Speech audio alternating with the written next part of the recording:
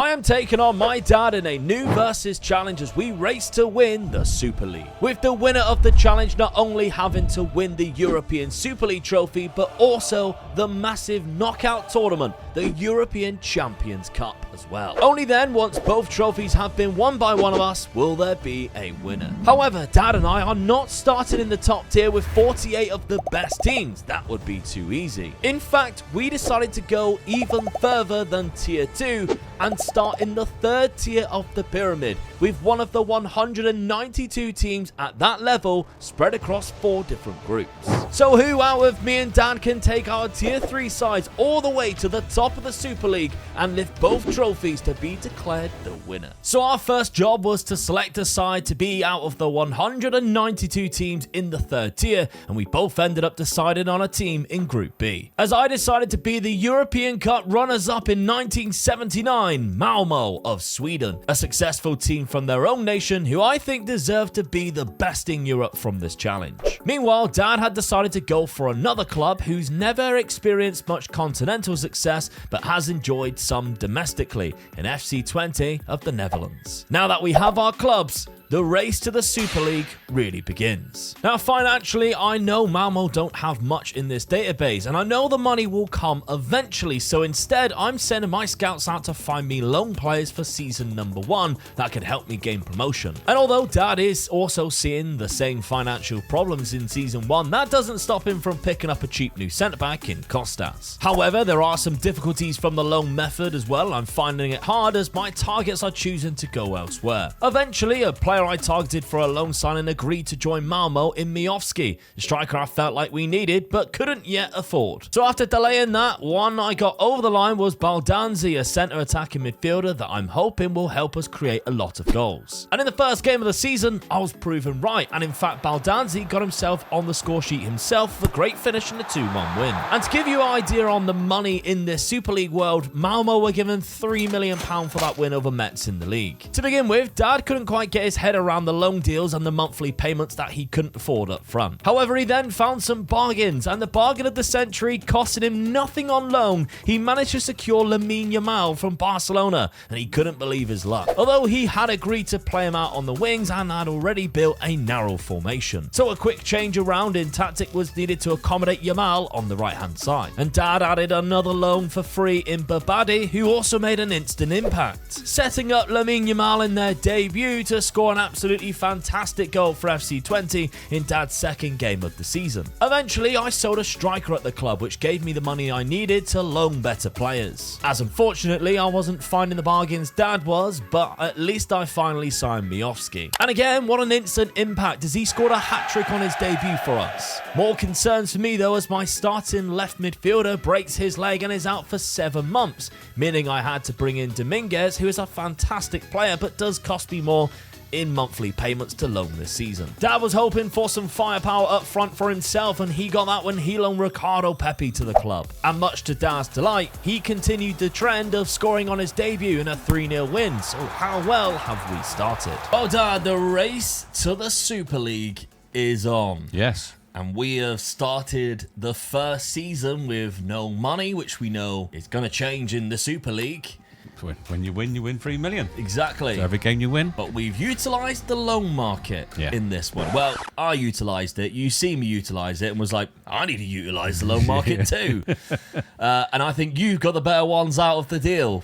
I mean, Lamine Yamal on a first season loan. I didn't think I'd get him, but hey, he's 16. But then again, I had to get him in, really. He shares the same birthday as me. Probably everybody knows that because we've said that before, haven't we? He does, although you aren't 16. Just 30 years older than him. Isaac Babadi was another one, obviously, that you brought in through the door, paying absolutely nothing for Isaac Babadi. That's so good, isn't it? Yeah, so he's a decent centre midfielder, centre attacking midfielder. Ricardo Pepi, I mean, both Ricardo Pepi and Lamine Yamal scored on their debuts. Yamal's goal, by the way. An absolute worldie. Cracking goal, wasn't it? Yeah. Classic. That's what he's well known for, to cut in like that. But Ricardo Pepi, this is who you're looking to be your top goal scorer this season. This is a guy I'm hoping to do me a favour and score some goals for me. So he started off well already. So I'm pleased with that, yeah. And then the only player you actually bought for money, 425k, David Costas from Real Oviedo, Spanish centre-back coming in. Yeah, needed another centre-back, so I got him in, so yeah. But I'm you pleased- can see I'm the pleased with my team. standards that we're going for in terms of permanent players right now. Because, as we mentioned, we're in the third tier of the Super League. This isn't going to be an easy job. Not a lot of players want to come to you now, really, because your classes, you're in the bottom league. Well, there is leagues below. Yeah. But we aren't in a very good league. No, we're not in a good league. Let's put it that way. And there's so many leagues on our tier. Yeah. Because of how many teams are in our division. I mean, we're in Group B. Yeah, Group B. Yeah. When there's 4 groups, and each group has 48 teams in. And there's a tier above with 2 groups that has 48.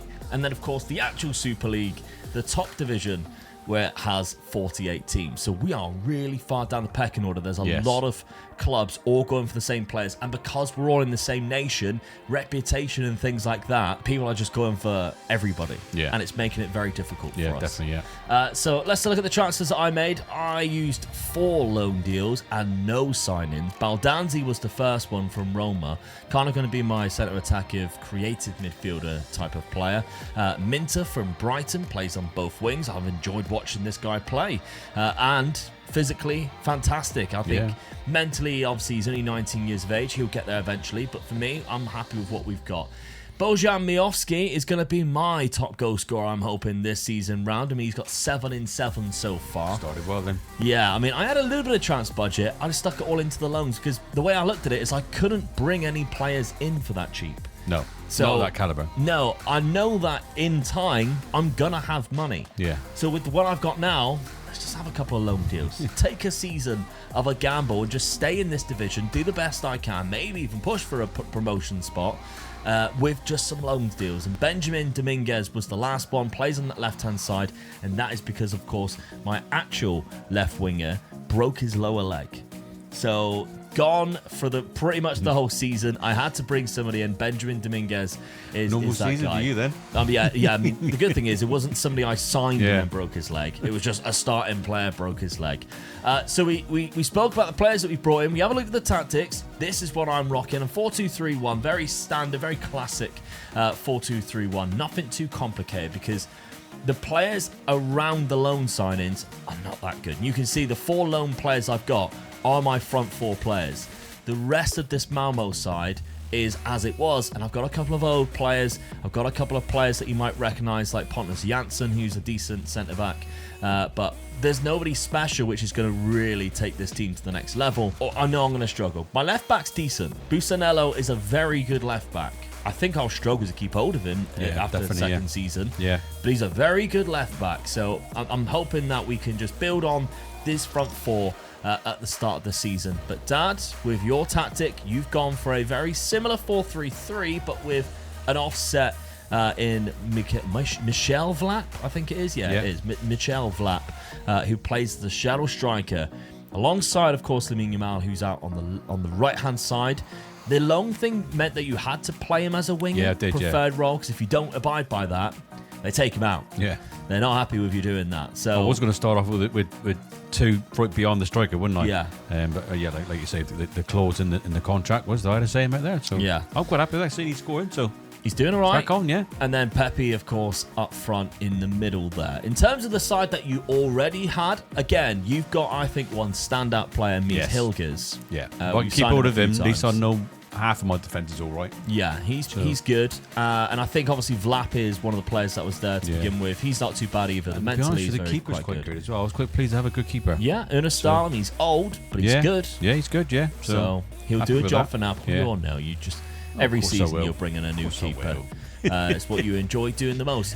I do think you have a slightly better team than what I started out with, but they're 2 very even clubs in what we're looking at in terms of the season preview.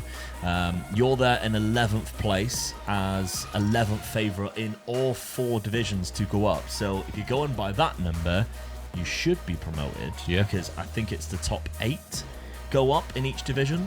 Yes, it is, yeah. And then Malmo, I'm 22nd. So what you're looking at is the top 32 clubs getting promoted, but of course you don't know which 8 is in which group. Our group. Yeah, I mean, we're in the same group, which makes it quite interesting in season number 1.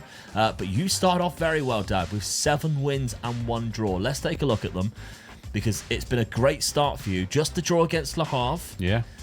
that's actually a game that really I'd be quite annoyed that I didn't win. Definitely, yeah. Considering some of the games you have won. And considering I'm home as well. Yeah. So, yeah, I'm disappointed at that. But, hey, I'll take that start. Yeah. I've scored a few goals as well, so I'm happy with that. And we've done this database in the past a couple of times, of course. You've done an actual rebuild in it. We've also done rebuilds against each other in it. The UEFA Champions Cup is the league above. This is the UEFA Runners Cup, so it's a division below that. It would be like the Europa League style of thing. The Champions Cup, the one that we have to win as well as the top division to complete the challenge, is from the tier 2 onwards. But we've actually seen tier 2 teams win it in the past. Yeah. It's not beyond the realms you of need a little possibility. bit of good luck, and you can work your way through it. Yeah, but you've gone through the first round anyway with the UEFA Runners Cup. In terms of the money in that competition, nowhere near as much as what it is in the UEFA Champions Cup. Still good though. If you look, £4 million on the third round, 8 million, it just keeps on going up like that. So if you did reach the final, it's £96 million. There you go. Yeah, so we're still worth a winning lot. it. Yeah, a lot of money goes into this, but with that, you think, oh, that makes it too easy. No, because all the player values go up. Yeah. So it's kind of like, it's very similar to what it would be anyway. It's just more money and more player value. The results that I've had, I've lost the game, and it was against Leeds, who are top of the division, and it was at Ellen Road. They battered me 2-0, but the rest of the results I'm kind of happy with. I got a draw against Huesca. They're an all right side, and at that point, I hadn't got all of my players in, so I was fine with that.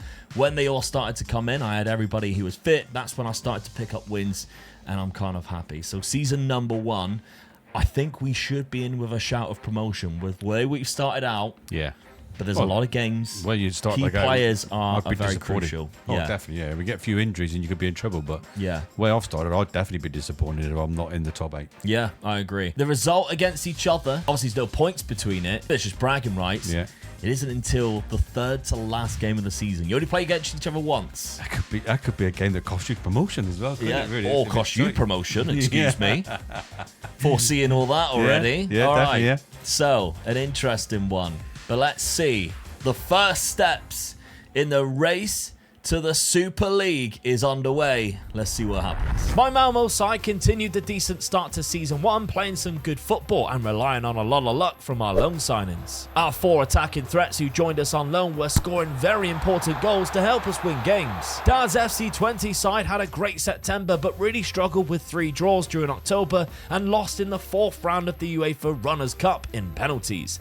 But with the top 8 going through, we were both holding on to 2nd and 3rd spot. I had managed to defeat Metz in the 4th round of the UEFA Runners Cup after extra time and had gone through and drawn Huesca in the 5th round, which could be rather challenging. Although on this day, the 3 behind our striker were rampant and scored 5 goals, defeating the Spanish side with ease. Dad's form carried on improving throughout the season and he managed to even beat Leeds United, who were clearly the best team in our division in the early stages by 3-1. I was still clinging on though, and although Dad was sitting top of Group B on goal difference to Leeds, I was sat in 3rd place. Miofsky was the 2nd top scorer across Tier 3 altogether and just 3 points behind Dad's FC20 side. Unfortunately for me though, the only game I didn't win in the next 2 months was against Las Palmas in the 6th round of the Cup. But Dad also was on incredible form and managed to win all of his games in the league, with a game more in the league being played, and opened up a 6-point lead towards the final stages of the season. And of course, with 3 games to go, our pass finally crossed and my Malmo side took an early lead,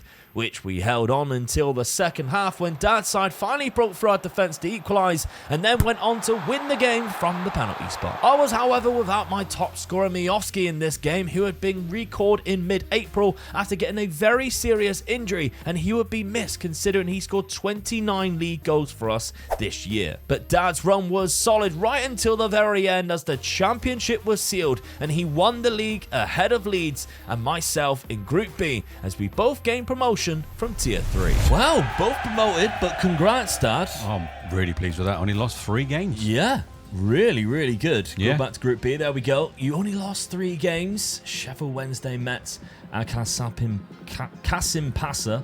116 points, huge amount, really. Leeds, who of course started very well, beat me at the start of the season, finished in 2nd place, but way off of you. 9 points behind. And there I am in third place, still gaining promotion, still clinching on to you. Over 100 points as well, so you got to be happy Over with that. 100 points, yeah, absolutely. I think we've done quite well here. In terms of the season profile, we don't have many players in terms of goals, but Lamine Yamal is up there, 7.54 average rating. Stein is up there too. Lamine Yamal also had the most man of matches. So for a loan deal, that was really good for you. Most assists was actually my left back that we mentioned with 23. Lamine Yamal in behind it with 20. Still age 16 on this, by the way. You've also got a player here, Sam Stein, who got 17 assists. So very good. Yeah, very good. Happy. Goals-wise, though, I actually scored more goals than you. But FC20, 109 still. Fewest conceded. You were second in that behind Bristol City. Yeah. This is why I love this league, though. Look at all the championship clubs around. And the Premier League, obviously, Southampton. And then FC20 in there. St. Pauli underneath. The French Orcs there. Luton's there. Le Havre as well. Yeah, I love these divisions. So, good start, but what about the cups? Obviously, you finished in the 6th round. Sorry, that's me. I finished in the 6th round by Las Palmas, so good side, Las Palmas. They finished 18th place in Group A, which is obviously on the same level as us, but I don't mind as much. It's the next one that I want to get the most money out of when we go up the tier when we're playing in the UEFA Champions Cup. Yourself, Dad, was only the 4th round by Slaven Belupo. Yeah, disappointed with that. But, like you say, it's the next one we want to get into. Yeah. So money, we're going to have a little bit because of that. Not massive amounts. I mean, the goals-wise, though, Ricardo Pepi, your loan signing, 28 goals. Really good. I'm pleased with that, but the problem is I lose him now, so yeah, I've got to replace him, innit? That's even harder now. Lamine Yamal getting 17 and 21. I very much doubt Barcelona will let you have him. And just for interest, how much is he? 62, but I very much doubt he'd be wanting to sign. No, he don't think it would be under no circumstances. No, for his development. Fair enough, Lamine. Never mind. Maybe when you're 18 and you want to explore the Netherlands a little bit more. But there we go. So that's 2 players that you will be leaving from your 3 top scorers in there. I think I'm going to have a very similar scenario, to be honest, because, of course, my front 4 was also... Yeah, they were all on the main player did play all the way to the end of the season, but for some reason, Miofsky, he was recorded early after I played the last game. So he played 39 games for me out of the 46, scored 29, and then Girona recorded him after the final game of the season. No idea why. But anyway, it still meant that he's come off of my statistics. If you're wondering where the majority of my goals are, it was him, but Baldanzi was actually second. So Baldanzi, who I'm a big fan of, grew and developed really well at the club. I'm going to be very hard. Well, I'm going to find it very difficult to replace him, I think, most importantly. But Pontus Janssen got 19, so that's amazing from centre-back there. Minter got a good amount from the wings. I'm happy with that. But the money is what we're most concerned with. Yep. Financially, I have £203 million in the bank, and I have £68 million in the transfer budget, but I can manoeuvre this over £100 million and still have £650k in the wage. So, huge amount of wages. That's a lot of money, innit? I'm more looking forward to getting better staff because we really struggled to find good staff, didn't we? We were wrestling clubs to get good staff in. Yourself, Dad, financially, 135 million, but you've got better money than me. 96 million could go up to 120 and still have 500k. The money is massive going into season number 2 already, but player values are also massive, and you can tell that by just our players. I mean, there's no way somebody is going to pay £50 million for that guy. No. In a normal database, you wouldn't. But in this, he is worth that much. Players' valuations have been inflated. Even your goalkeeper, who's 33, is worth 32 million. The problem I've got as well, I'm only on 55% of transfer revenue. So so I'm not going to get a lot of money. So it's not point in me selling many players, really. I'm going to try and keep what I've got and use that 100 million just to improve the squad. Yeah, and obviously asked to increase that as much as you possibly can. But all right, let's see who we bring in season number 2 and see how we get on in the second tier. So with Dad and I both gaining promotion to tier 2, we were one step closer to that Super League trophy. Not to mention, we now enter the Champions Cup for the first time, which is the other trophy that we need to win. And so that means we both need to strengthen our squads big time, and Dad has already begun bringing in a new striker. Meanwhile, I have to replace my whole attack in front 4 because they were all on loan and players are already rejecting me. Luckily though, some of my other targets did agree to join me, including the young striker Nelson Viper, who I spent £40 million on. He's not the only one, as I target someone I know scores so many goals in Lavaya. From striker or in the number 10, he's a big threat. But again, he also rejected moving to Malmo with me and instead went to Olympiacos. I ain't the only one who's struggling, as Dad's players are refusing to leave him, with him wanting to cash in for the extra transfer budget, as well as the players he's trying to sign going elsewhere and choosing to refuse joining Dad at FC20. Eventually, we both slowly start getting in some targets, like Dad's David Brooks, who Dad spent £30 million on. And I was bringing in a permanent signing in Diamonde, an attacking midfielder, as well as another loan signing in Joe Rego, who is a cheaper option for this season instead of a permanent transfer. But this has me confused on whether to rock a 4-2-2 narrow or go to a 4-2-3-1 narrow formation with Nelson Viper as our sole striker. And I'll still add in new players into the squad from bolstering my defence. Just in time for the opening day of the season against French side Lyon, and things were looking great in this tactic, as although my attacking threats didn't score, we won 3-1. Dad's side, on the other hand, shocked us both, as he absolutely destroyed Lazio 4-0 in the opening game of the other group. That's right, while Dad is in Group A of Tier 2, I am in fact in Group B, so we won't be facing each other in the league, at least this season. Dad continues his romp at the beginning of the second season, though, scoring 5 goals against Monaco, and doing what he loves the most, signing goalkeepers for his new side, which was probably a good job because he only actually had one goalkeeper, and he missed the start of the season because he was injured, meaning that Dad was using greyed out goalkeepers instead. Dad, I feel like you really got away with one before you signed Marcin Bulka, because so lucky. I think my defence just decided to say, right, we've got to lock this up.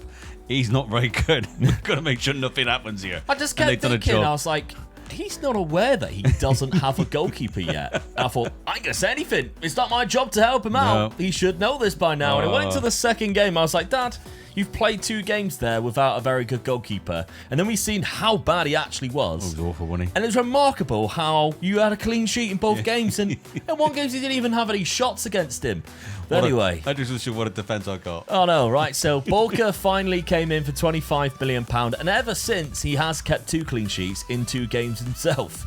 So he's done all right. But the Polish striker the Polish goalkeeper wasn't the only Nice player. You've raided Nice. I did, yeah. 3 players from them. Evan Gasson, who I tried loaning the season before, couldn't get him. You've bought him this season. Yeah, good striker. As you can see, he went on loan to Lausanne Sport there and got 18 goals. I tried to loan him, wouldn't come to me, but he's got 3 and 2 assists already for you in 10 games. I'd like to say he started well, but I don't want a bit more goals than that. So yeah. David Brooks, though, is a good signing. Yes. That is a good signing. That's the replacement for the Barcelona guy, isn't it? Yeah, Lamine Yamal straight away. They do say that Lamine Yamal is the Spanish David Brooks. You ever heard that? No.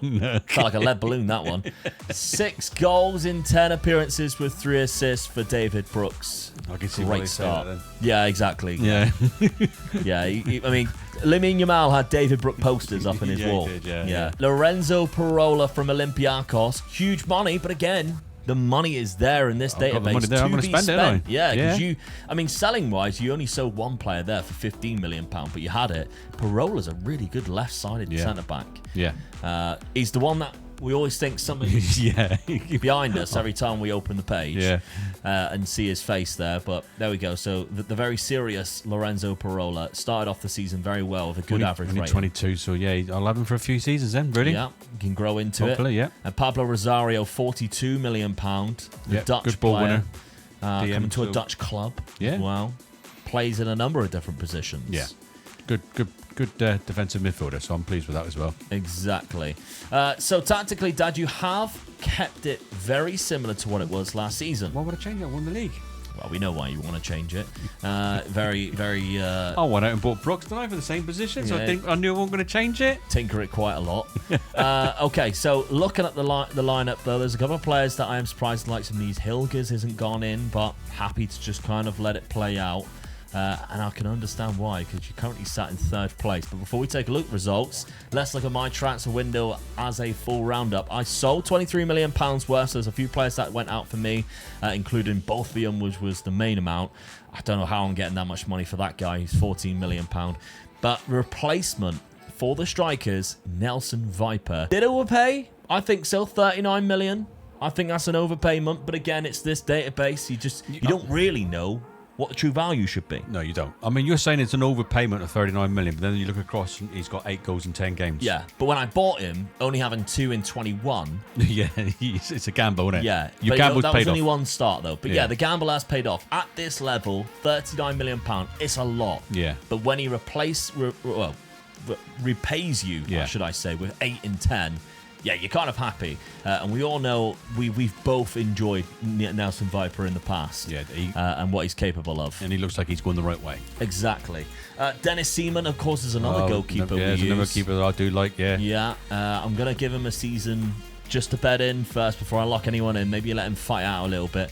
Esteve as well. Those are the ones that come in for big money from Burnley. £26 million left-sided.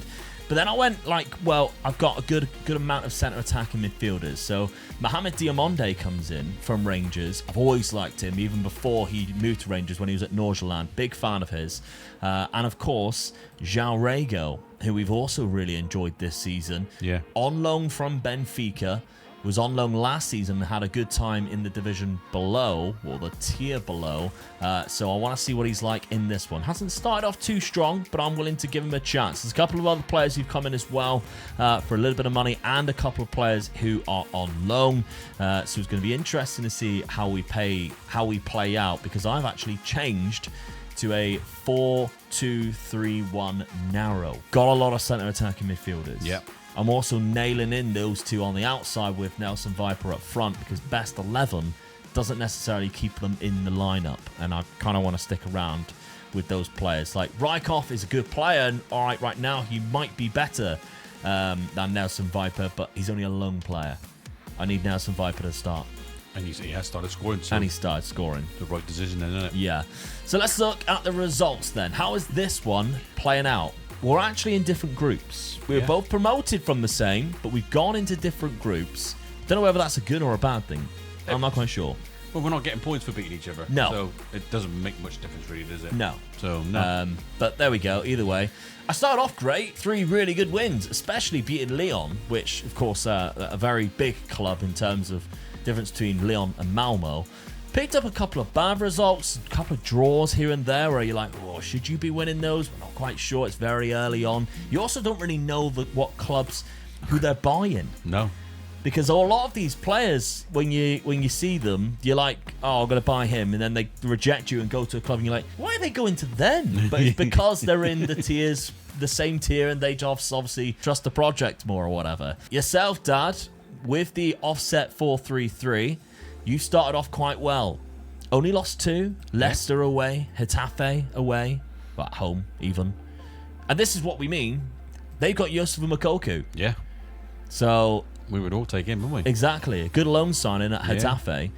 But you started the season with a 4-0 win away to Lazio, mental, then 5-0 against Monaco.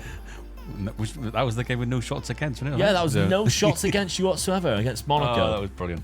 I mean, I'm glad to see you beat Rennes. Yeah. That was always nice, the Dirty Rats. But yeah, cracking start so far.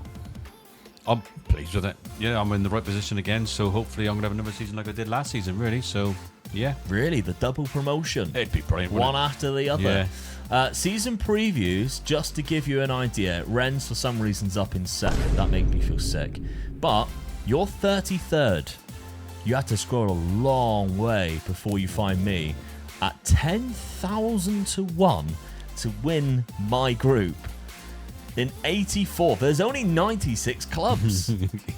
So They don't rate your chances at all, do they? no, but what we did find this summer was the difference in the caliber of player that you could sign compared to me. Yeah, definitely, yeah. That was the difference. Yeah, it was. I'm having to loan a couple of players again because the caliber of players is just nowhere near what I think I need. Like defenders was pretty much I couldn't really get centre midfielders that I really wanted to sign. You were able to kind of attract better players to start. I had a lot things of players turning me down, the same as what you did, but yeah, there was a few players that I was able to sign in. So yeah, I mean, you got 3.5-star reputation for the club. What Malmo sat at 3, so that's understandable. Well, you're getting a little bit more there. I do love that stadium as well. The blue is just absolutely beautiful. So season number 2 then in the European Super League. Group B for me. You're in Group A. Must be. Yep. And now, of course, we're in the UEFA Champions Cup, which means it's our first crack at one of the 2 things we need to do to win the race to the Super League. One of them is to win this competition, which was won by Aston Villa last season. yeah, The other is to win the top tier of the European Super League. So you've got Southampton, which is in our tier. No, I've got Southampton, which is in our tier. I'm at And home. you've got Lille, who is also in our tier. they're not home games, are they? They're in neutral. They are neutral grounds, yeah. So, which is this database is based in Gibraltar. Yeah, There's only one stadium in Gibraltar. I don't know where all these games are happening or when they are happening. I've but been there still, as well, and it isn't that good of a no. It still makes it fun anyway.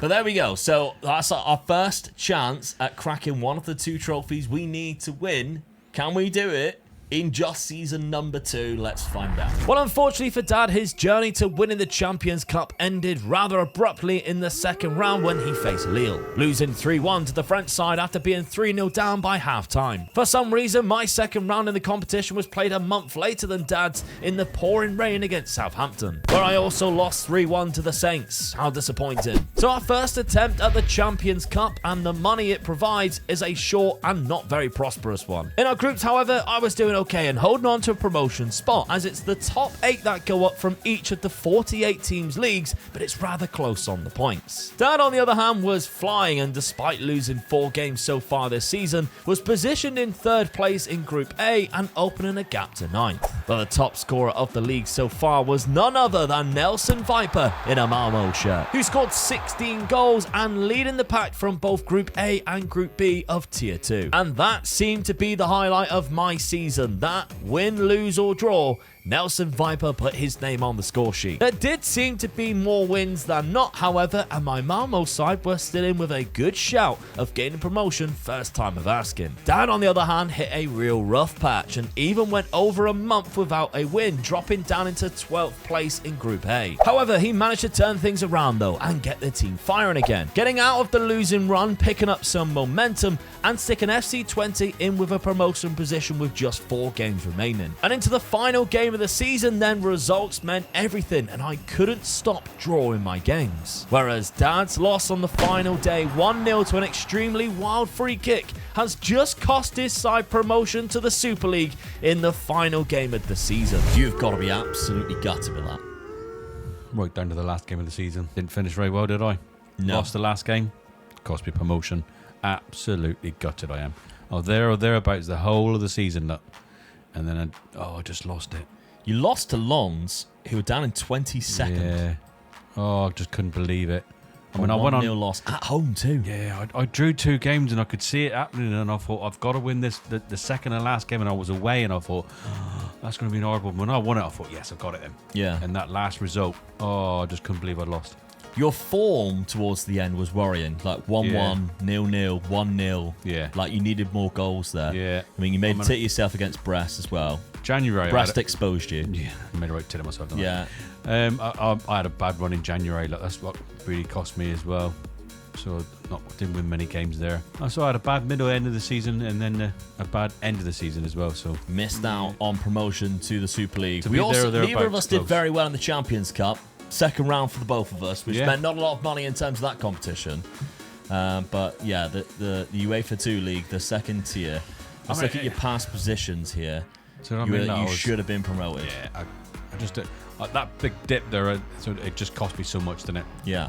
And then I was struggling to get back, and I was getting myself back into it, and then lost it at the last game. Got myself to blame. Disappointed. Hey-o, we'll crack on next season. If you're looking at top scorers, though, Nelson Viper is there with 40 goals. I'm worried obviously in the different group, in Group B. And obviously, I did manage to get promoted into the Super League in the second season. Back-to-back promotions.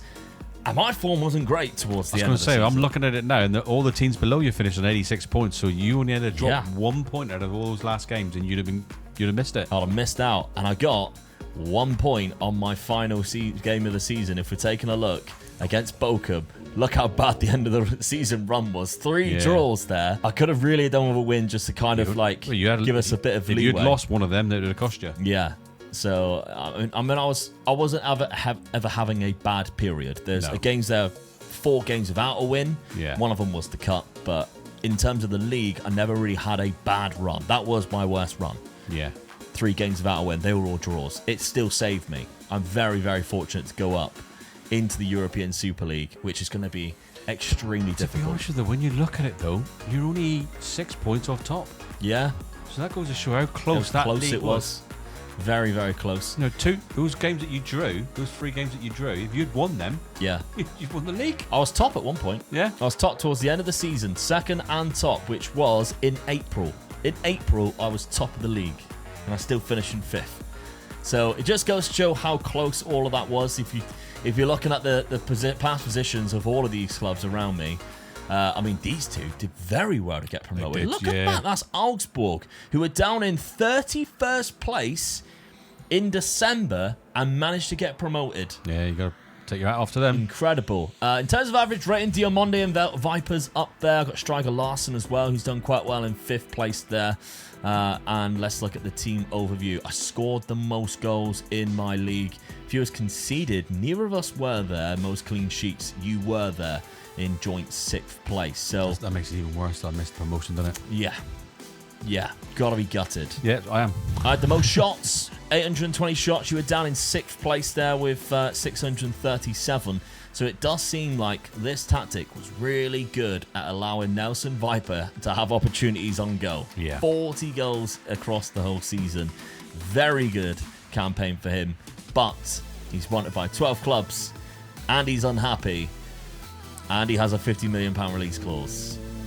So that's dangerous. We could be kissing goodbye to Nelson Viper. Who knows? Yeah. But we'll have to see. But the rest of the side did quite well. Money-wise, financially, £155 million in the bank. The transfer budget is over £100 million going into the European Super League. Very happy with that, because I'm going to need every single penny to stay there. Dad, yourself, if we're looking at goals, not enough in my opinion. Nope. Disappointed. That's cost me promotion. Yeah, not enough goals. Evan Gasson got 16. David Brooks got 15. You need way more. And financially, £89 million. That's suffering from not getting further into the cups, I think. And your transfer budget is £68 million. So they're still backing you with some budget. Just, that's not that many players, unfortunately. That standard, it's 2 players. Yeah, absolutely. If we're looking at the European Super League, just to catch up on what has been happening in the top division, this is the division that I'm going into now. This is the division we've got to win to complete the challenge on top of the Champions Cup. Real Madrid won it in Season 2. Season 1 was won by Liverpool. So top 2 again. Yeah, but the clubs going down, you can see some of the big clubs, the likes of Porto and Sporting going down, Wolves, Anderlecht, Athletic Bilbao. The clubs that managed to survive, there's some surprising ones in there, likes of Freiburg, I think, have done very well. Brighton Forest are still holding on to good positions there. This is going to be really tricky to do. You look from the much top in there. 10 upwards, no, 11, 12 upwards. 14th is Inter Milan. Yeah. Well, yeah, and Juventus, so you look at 17 through the upwards. No easy games. What a league it is, isn't it? Yeah, no. That's the fun about games. it, though, and you only play each team once. Yeah, which makes it even better, is because it's just you get the one chance to beat them, and if you don't, you're on to the next team, isn't it? Absolutely. There's so many good teams in there. But the UEFA Champions Cup the final was won by Leipzig, who beat Real Madrid, stopping them from doing the domestic double there. So we've had 2 surprise winners. Yeah. Leipzig and Villa so far. And even in the first season, Freiburg got second. Yeah. It just goes to show when the big boys are knocked out, you got to jump in and take your chance. Absolutely.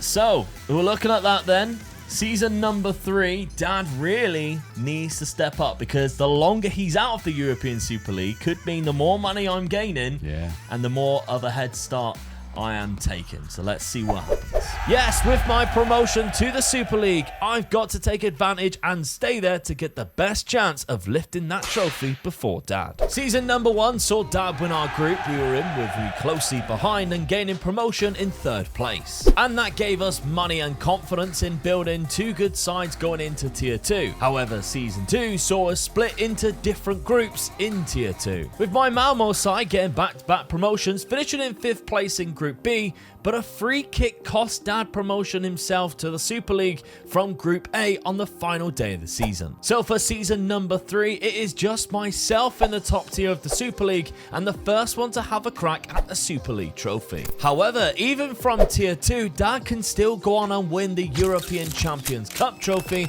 as he also seeks promotion. And he believes that all starts by signing a striker that he hopes can get the goals that Nelson Viper got me last season. Meanwhile, my goal was to keep the players like Nelson Viper and build on my defense, and a defensive midfielder like Andre would be perfect. But we are already getting rejected, as he's decided to stay with Wolves, as I also look to negotiate a deal to sign Junior Krupi from Lorient. As attacking midfielder's goal, he's one very special one that can help provide me with more goals. Dad's making surprise signings in bringing in Serge Aurier, who he's been very critical of in the past, for £9 million. And also brought in a rather good deal in Liam Gibbs, who instantly improves Dad's midfield at just the cost of £13 million. I then ignored the fact that I needed to strengthen my defensive side of the game, as I spent £60 million on Univar from Ajax, as well as Churo Moble on a free transfer as a backup to the beast Nelson Viper up front. Finally though, a defender in right back Rursalev from Brentford at a really good cost of just £18 million. But the biggest bargain was a Serbi, who joined on a free transfer but also agreed the lowest wage possible for some reason in his final playing year. Nice. Dad is also buying a new fullback, bringing in Matt Target at left back for £23 million. But the biggest worry set in for me was when offers for Nelson Viper started to come through, as well as Esteve and Diamonde. I finally persuaded Nelson Viper to stay at the club and immediately offered him a new contract that increased his rather low minimum fee release clause to one that was £116 million. Dad was also rejecting bids for his best players such as David Brooks. And speaking of rejection, Rennes came in for me offering an interview to become their new manager. I was still loaning players though, despite being in the top tier of the Super League, as I brought in Carlos Baleba from Brighton. Unfortunately for me, the first game of the season was a bad loss to Bayer Leverkusen and concerns began creeping in. However, I trusted our system and was rewarded, as we went on to win our next 5 games and only conceded 2 goals. Dad had also lost his first game, but concerns deepened for him as he went into the relegation zone after just 5 matches with only 1 win. He did, however, knock out Inter Milan in the Champions Cup first round with a 1-0 extra time goal winner. So the beginning of the season has been tough for both of us, but this race to the Super League is already picking up. Dad, I think the most important bit of transfer business I did 100% was keeping Viper. Yeah. He signed a new deal he wasn't going to, but I had to just keep praising him for everything he did. Then eventually it was like, oh, now he is interested in talking about new contracts. Before anybody activated that release clause, I had to put another release clause in his contract, but I don't mind if it's 116 million. Someone comes in with that type of money, you're going to take it, ain't you? Yeah, instead of the £50 million it was up for. However, ever since he did sign it, just the 1 goal, so He sat back and enjoyed himself now. I'm a little bit concerned, All the Nelson. money in the bank. Yeah, what's going on now, mate? I know we've bumped you up to 110k a week, but that is a little bit disgusting. In terms of the players coming in, though, I've had quite like an eventful summer, bringing in some, I would say, legends of the game. Churo Moble coming in, a couple of really good Italian players. Churo Moble at 35 on a free transfer, got 6 goals in 11 games. I don't mind if I do. Really good. But a Serbi as a free transfer, only won £110k, £110 per week. All right. 37. No problem. I mean, he's amazing, though, isn't he? Oh, he's good for a €37, but Don't knock him. He's a bit slow, isn't he? Yeah, he's slow, but his fitness is 19. Yeah, exactly. Good on him for about 37. Yeah. And only wanted £110. That's travelling expenses, isn't it? He wanted that. He lives 5 minutes down the road and he wants £110 travelling expenses. He wanted me to pay for a coaching course as well. Okay, no problem. Acerbi is in the club as well. But a couple of loan deals as well. I think I'm still being smart. I can't sign any other players. I didn't have enough money. So using the loan market, where I am paying £2 million for the season, for the likes of Carlos Baleba, I think it's worth it. I really do. He goes into my start 11, same as Akamak, going into my starting 11, but paying £2.7 million just for the season. You can get that on just one win. Yeah. So I think that's good. That's right, yeah. Didn't I overspend on some players? Maybe. I mean, £120 million on the combination of Natsi Univar and Junior Krupi, 2 players I really enjoy using, but 2 young players I think will be worth it. We know he can get good as well, don't we? So I think that's a good signing. Up to £98 million already. I mean, he doesn't have a release clause. If I get relegated, I'm screwed because he goes for £38 million, but let's hope that doesn't happen. I've just got to put my faith in that this team can keep me up. And tactically, we're sticking exactly the same as what we had last season. Best 11 pick, you can see the type of team that we're rocking with. It's very similar to what it was last season with those added addition players coming in.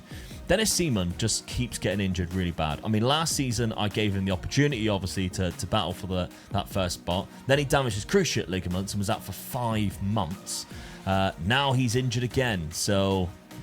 yeah, I don't know what's going on. Actually, he's coming back from his cruciate, so he's got 2 months left of that. So, yeah, he hasn't... there's no point in locking him in. I had to bring in another keeper in Bento. I think that's a smart move, free transfer. Got a couple of clean sheets already. We'll just go with that. Let's have a look at my schedule first before we look at everything, because we're in different divisions now. In the Super League, this is how crazy it can be. Look at the clubs that I'm having to play one after another. Starting off, getting battered 4-1 by Leverkusen, I thought, well, I'm probably going to be battling relegation now. But then I went on a 5-game winning streak. And Roma is a good result. Battered Roma in Rome. Yeah. Couldn't believe it. So I've only picked up a couple of losses since. I mean, yeah, you beat Roma 4-0, then you lose 2-0 to Augsburg. But there we go. Lost at Anfield 1-0. That's always going to be tricky. And lost at the San Siro 2-1. Again, tricky. But then the results around those 2 results. Yeah. You beat Dortmund 3-1 and you beat Atletico Madrid 5-2. You beat Celtic 4-1. It's all good results. Yeah. I think you've done well, because the teams that you just mentioned that they beat you, they're good teams. Yeah. So we've had a cracking start to the season. Let's see what you've been up to, Dad. You've had a very eventful transfer window again, bringing in a couple of defenders. Liam Gibbs came in for £13 million. I think you've been smart with your money. You spread it out a lot more. Yeah. Because sometimes you tend to overspend on certain players. But we've seen the value of some of the players that have been going around. I still think you've done really well, because, I mean, the most that you've been spending on a player this summer is, what, 23 million? Something like that, yeah. Matt Target, 23 million. So it's a decent amount. Back as well. Yeah, Semedo comes in as a goal scorer for you. We've also got Enzo coming in midfield. Some good options have joined you. The problem I had was the players that were better than the players that I had in my team, I couldn't afford. Yeah. Or didn't want to come to me. Yeah. So I was either getting someone that was of the same sort of ability. Yes, that's what I'm looking for. Or just a little bit better, and I was managing to get 1 or 2 that was a little bit better. So yeah, I was quite pleased with the signings that I'd done. Gone for a 4-4-2. Yes. With 2 DMs. I'm just making... I lost too many games, I felt, last season. It cost me promotion. So I've made myself a little bit harder to beat by playing the 2 defensive midfielders. And I've stuck an extra person up front, because last season I didn't score enough goals. Yeah. Well, you actually changed because of how bad the start of the season was. I didn't have a good start. I aimed the number starting with the same or just something a little bit different, and it wasn't working, as you can see. So when you get to September, you've got to make your mind up. So I was losing too many games, so I've gone defensive. I mean, you beat Inter Milan already. I know, in the cup. That's unbelievable, because they were in your league as well, didn't they? Yeah. So yeah, I can believe that. So it was an extra time. I'll take that. So that's the first round of the Champions Cup underway. You're already through that. That's nice to see. Strasbourg next, but yeah, you've got to start winning games, because else you could be in trouble. You're down in 37th place. Yeah. In this division, which is relegation. On relegation zone, yeah. The bottom 16 go down, I think it is, something like that, and only the top 8 go through. Still a long way to go yet, so I'm not panicking, as it were. Yeah. I've still got. I feel that hopefully this tactic will work for me, and then you just grind away the results. 33rd in terms of the odds to go up. Yeah.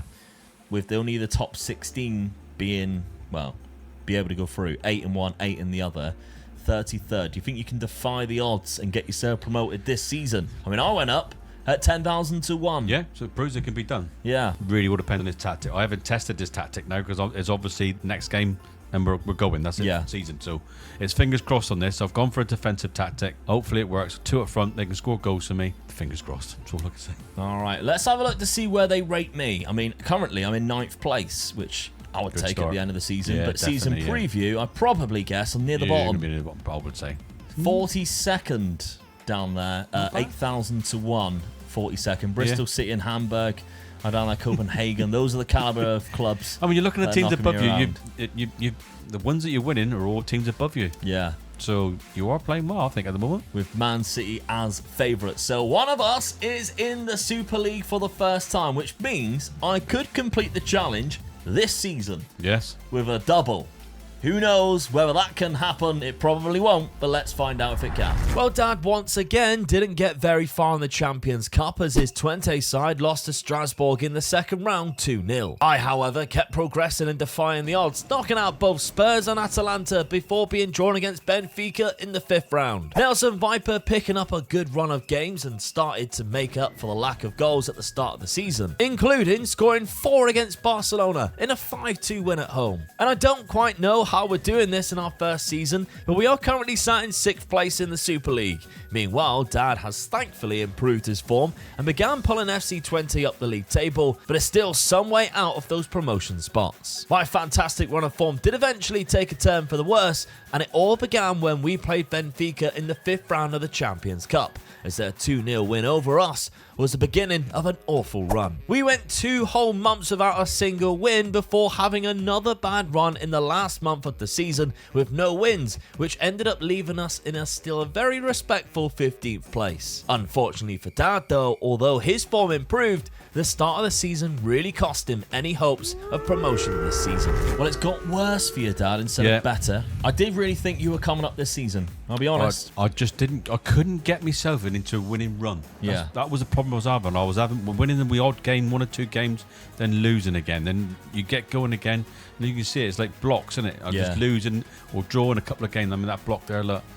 You get yourself into a winning run. There's 3 games at 2-0. And I was thinking to myself, right, this is it. And bang, you lost. Drew, lost. And it was like that.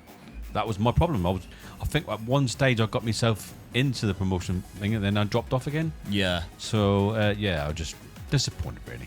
Really disappointed. Let's look at that. So FC Twente, you got yourself up into there. 12. Yeah. So you were in and around it. Well, 11th. But I was on a good run, as you can see. I just coming up, and I just felt, I think I had 5 games left then. And I felt if I'd won the 5 games, I was going the right way. Yeah. And I'd have probably got into the top 8. So, I mean, I was like off the bottom. I think I was 12 points away in the end. Yeah, fair amount. 74 to 83. 9 points, 3 games. Yeah. So, yeah. Disappointed again. Was it the tactic I changed to? I don't know, but got to do it all over again, haven't I? You have. In terms of the players and the goals haven't come yet. No, that's what's costing me. That's definitely what's costing me. I'm not scoring enough goals. Yeah, you need yourself a Nelson Viper is what you need. Yes, I do, yeah. But I've tried to get a couple of strikers last season, and they just didn't want to come to me. So I had to run with what I had, really. So, yeah. In terms of the Champions Cup, either the money isn't going to be there because the second round was as far as you got. Yeah. Strasbourg getting knocked out in that one. Transfer budget is only £44 million. Financially, you need some money coming into the club because you're going to struggle else with what it is, because you keep asking for the transfer revenue to go up, keep rejecting because there's not enough money there. I'm not going to sell any more players, am I? We're getting half the value. So, yeah.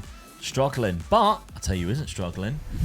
Omega Luke is there with Malmo in 15th place. We are comfortably. Yes. The 32nd is where you got to be saving yourself from relegation. We're 15th. We're absolutely fine. We're 17 points above that.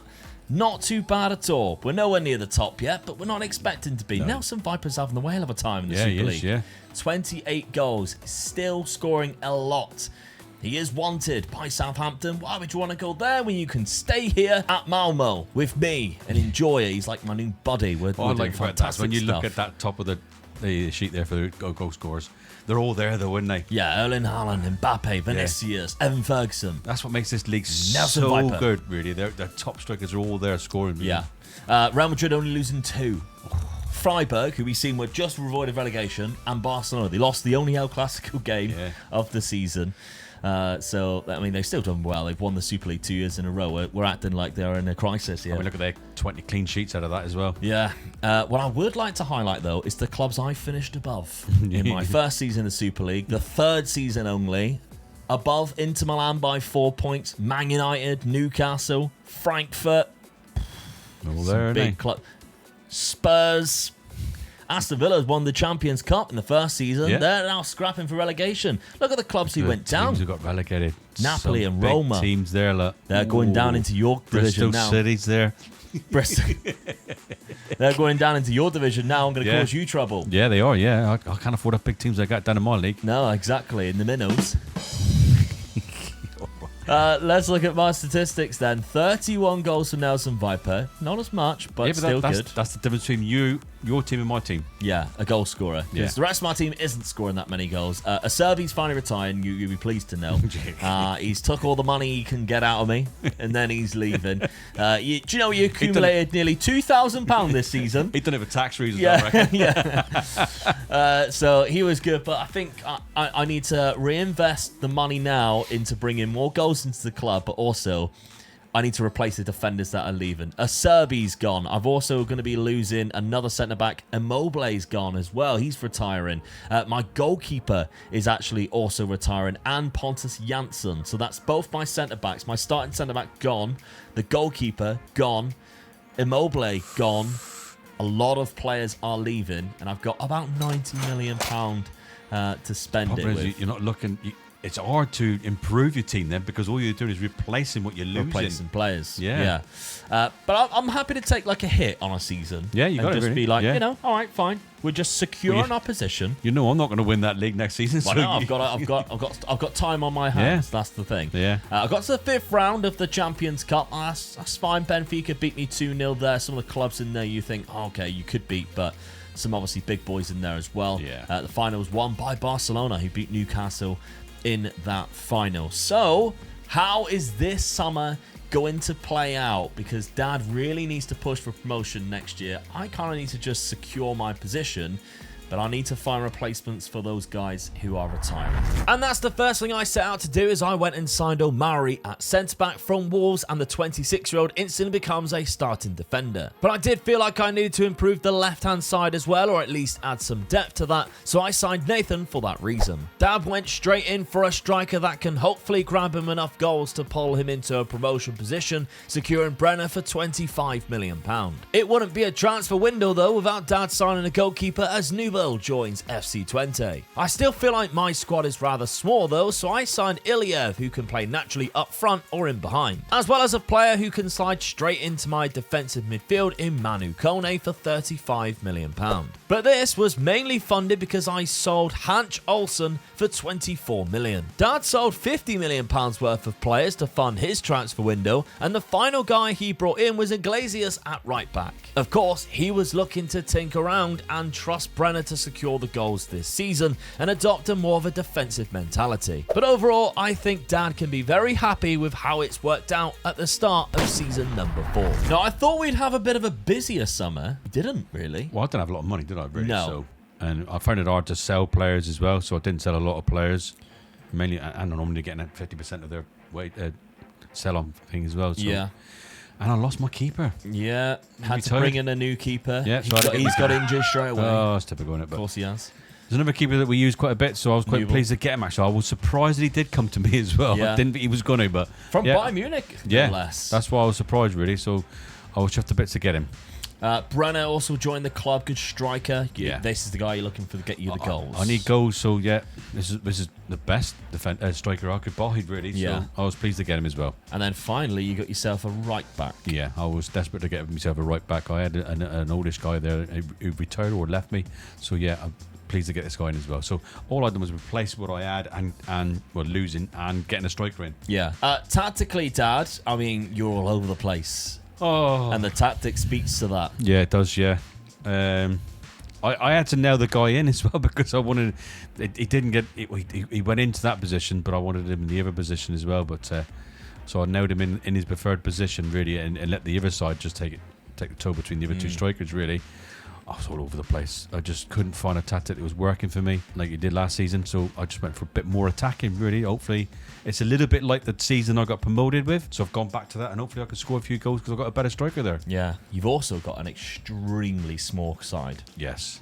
Like, no backup striker at the minute. Well, I was nothing. I was losing a lot of players through freebies or coming to the end of contracts and things like that, and I just didn't have the money to replace them. And the players that I was trying to buy weren't interested in coming to me. And like I said, I had to get a keeper. I had to get a striker. I had keepers. I had strikers. But you can need better than what you got, don't you, really? You know, a reserve keeper was not as good as what this keeper is, really. So Yeah, you are struggling. I am, yeah. Squad management's a bit of a problem for you. I'm really getting worried because if I get injuries, I'm in trouble. Yeah, I think so. You would be too. And that could have been what was wrong with me last season. I didn't have the third striker. So, you know, you only need two strikers to get injured and you're out. You're not scoring goals. So, I mean, you haven't got any backup at the minute. You have started the season well, though. You're top of the league. Yes. I don't know how, when you look at how bad you've been. You lost the opening game as well. Yeah. 2-1, but you've unbeaten since. You just got to really hope you keep those players fit. Brandon's scoring goals for me. And score goals, you win games. Yeah. So, he's on the score sheet quite often. I've got a striker and I've got a good goalkeeper. Those two help each other for the results, don't they? Really? So, pinning your hopes on that. I agree. Okay, let's look at other things, though, because I actually had a quiet window as well in terms of, obviously, how crazy we could go with the money that I've had. And I just really made sure I just replaced those players quite well. I think Nathan coming in, or Nathan, Brazilian left-sided player. I've got Esteve as well, but I think having good options, he can also play left-back, should we really need to, quite well for 3-star there, as you can see. But all around quite good, only 25. Obviously, we lost a Serbi as well, so bringing in another right-sided centre-back in Warm Dumari, who is quite good as well in that centre-back spot, can also play CDM. Again, gives me options. I think I like those types of players where they're natural in one position, and if you need them in the other position, they can do it as an accomplished player. That's always fun. I don't like it when it's spread out too much, because then you don't know where they're going to keep popping up. I like just like one position and then another option. I like a squad player. I know you do, yeah. And I also got Manu Kone, who joined. I mean, it was a big move, £35 billion, but I lost Baleba, who was kind of the heart and soul of my midfield last season. Yeah. And I wanted more of a permanent guy in there, and Manu Kone gives me that. Again, natural in two positions, can play in that centre attacking midfield spot quite well. Should we need to, but I'm happy with that. Although it's £35 million, I think in the long run, it'll be worth it. That was the only signings I needed to make. I mean, we've got a couple of good bargains in there. I mean, this guy here has gone back on loan to Woking, but my scouts was like, what about this guy? And I was like, for 500k, yes. Yeah, take him, yeah. 20 determination, driven personality. He looks all right to begin with. Loan him back to Woking. You could get him back next season and sell him for 20 million, couldn't you? I mean, this is the European Super League, so all of like the clubs have been pulled out of England, which meant that Woking's actually in the Premier League. So like the last 3 seasons, you see Southend's win it, but Woking's now in it. So technically, he's playing in the Premier League, but not necessarily. And Ilyev, who joined for quite a cheap cost, is natural in the 2 positions I am using. Yeah. So it's just good options, I think, and I'm sticking with the tactic that I had last season. It'd be so stupid for me to change it because I just don't need to. No. I trust these 3 up there in those roles. Diamonde's, of course, there's another option as well. I've got other players who can play there, but nowhere near as good as those 3. And I think I've got good options on the bench now. So, I mean, my schedule, this is how weird the Super League is. You beat Fulham 5-0. You lose to Liverpool 2-0. You lose to Real Madrid 3-0. You beat Juve 6-0. Yeah. What is happening? This is absolutely mental. You go on a bit of a run then, and it's stopped by Getafe. Like, what is going on? You draw 4 all to buy, and they only just scramble after you pull it back. Like, you pull it back. You put yourself 4-3 up after being 3-2 down. Then Matisse Tell equalizes in the 96th minute. You're like, oh! And then you get absolutely stuffed by Getafe 3-1. It's hilarious. This is why we love this league. It's going to be a lot of fun. So, I mean, uni promotion, you're putting yourself in that right position. Yeah. Because so far, I'm holding my ground in this league. Yeah, you are, yeah. I'm doing all right. I'm 11th again. You'd settle Nelson Viper's got 15 goals. I mean, you'd settle for that, wouldn't you? Yeah, absolutely. To finish in that position, really. Second season syndrome was a thing in Football Manager. 15 goals, in 12 games. He's the doing ground really running well. again. Yeah. They even got him cutting him side from the left wing. He didn't even play there. But we're doing it. So, well, we'll see. Yeah. This season's going to be quite an interesting one. I want to see if you can get up here with me. I've had a good start again, so hopefully, fingers crossed, it carries on. Let's see what happens. Bad news for Dad as he was knocked out of the Champions Cup in the third round after taking a 3-0 loss. His form in the league was going well until he went no wins in 5 and 3 losses in a row to drop out of the top 8. Once again, I was progressing nicely in the Champions Cup, putting 5 past Ajax, with Viper scoring a hat-trick to knock them out of the 4th round. In the league, we are also doing really well, sat in 7th place by the new year after big wins against the likes of Arsenal, who we battered 5-0. But Nelson Viper is storming away with 27 league goals already. Across the next few months, Dad's FC20 side put together a great run and only lost 1 game in their push for a promotion. They did draw a few games but picked up enough wins that they now sit in the promotion spots, but it's so close in points if they move both ways. Meanwhile, I had put on a similar type of run, including a big 3-1 win against Manchester United in the Champions Cup. A quarter-final win no less,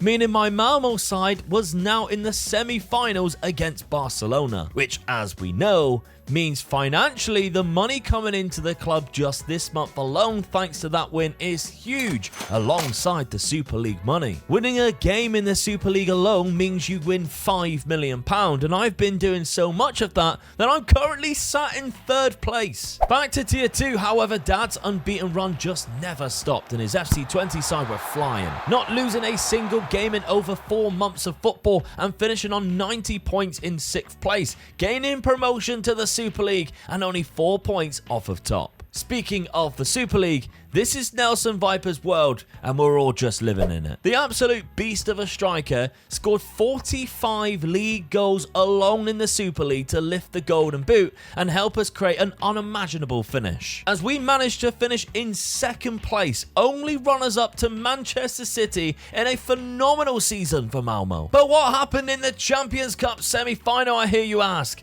Well, unfortunately, Victor Osman's goal was the only one in the game, and our run came to an end. I mean, I almost completed the whole challenge. Oh, so lucky there. Season 4. God almighty. I mean, you're still 11 points off Man City, but what a season that was. Oh, God. I am really worried now. You're that close already to start winning this game. We're winning this tournament, so semi-final of the cup as well. Semi-final by Barcelona. Only 1-0 as well. And I'll tell you what, you would fancy yourself against Chelsea? I think you would fancy yourself. Yeah. Where would Chelsea finish in the league? They finished in 10th place. You definitely got to fancy yourself, really, wouldn't you? Have you got them? Did I lose against them? I didn't. Did I draw? I drew against them 3-3. Look at the draws. Chelsea, Barcelona, Bayern. How did I finish 2nd place? My goal difference is the same as Manchester City. Yeah. I mean, we know from previous seasons, like 2nd place, how many points did I get? 99. That's finishing in 5th the season before. 99, you'd have won the league.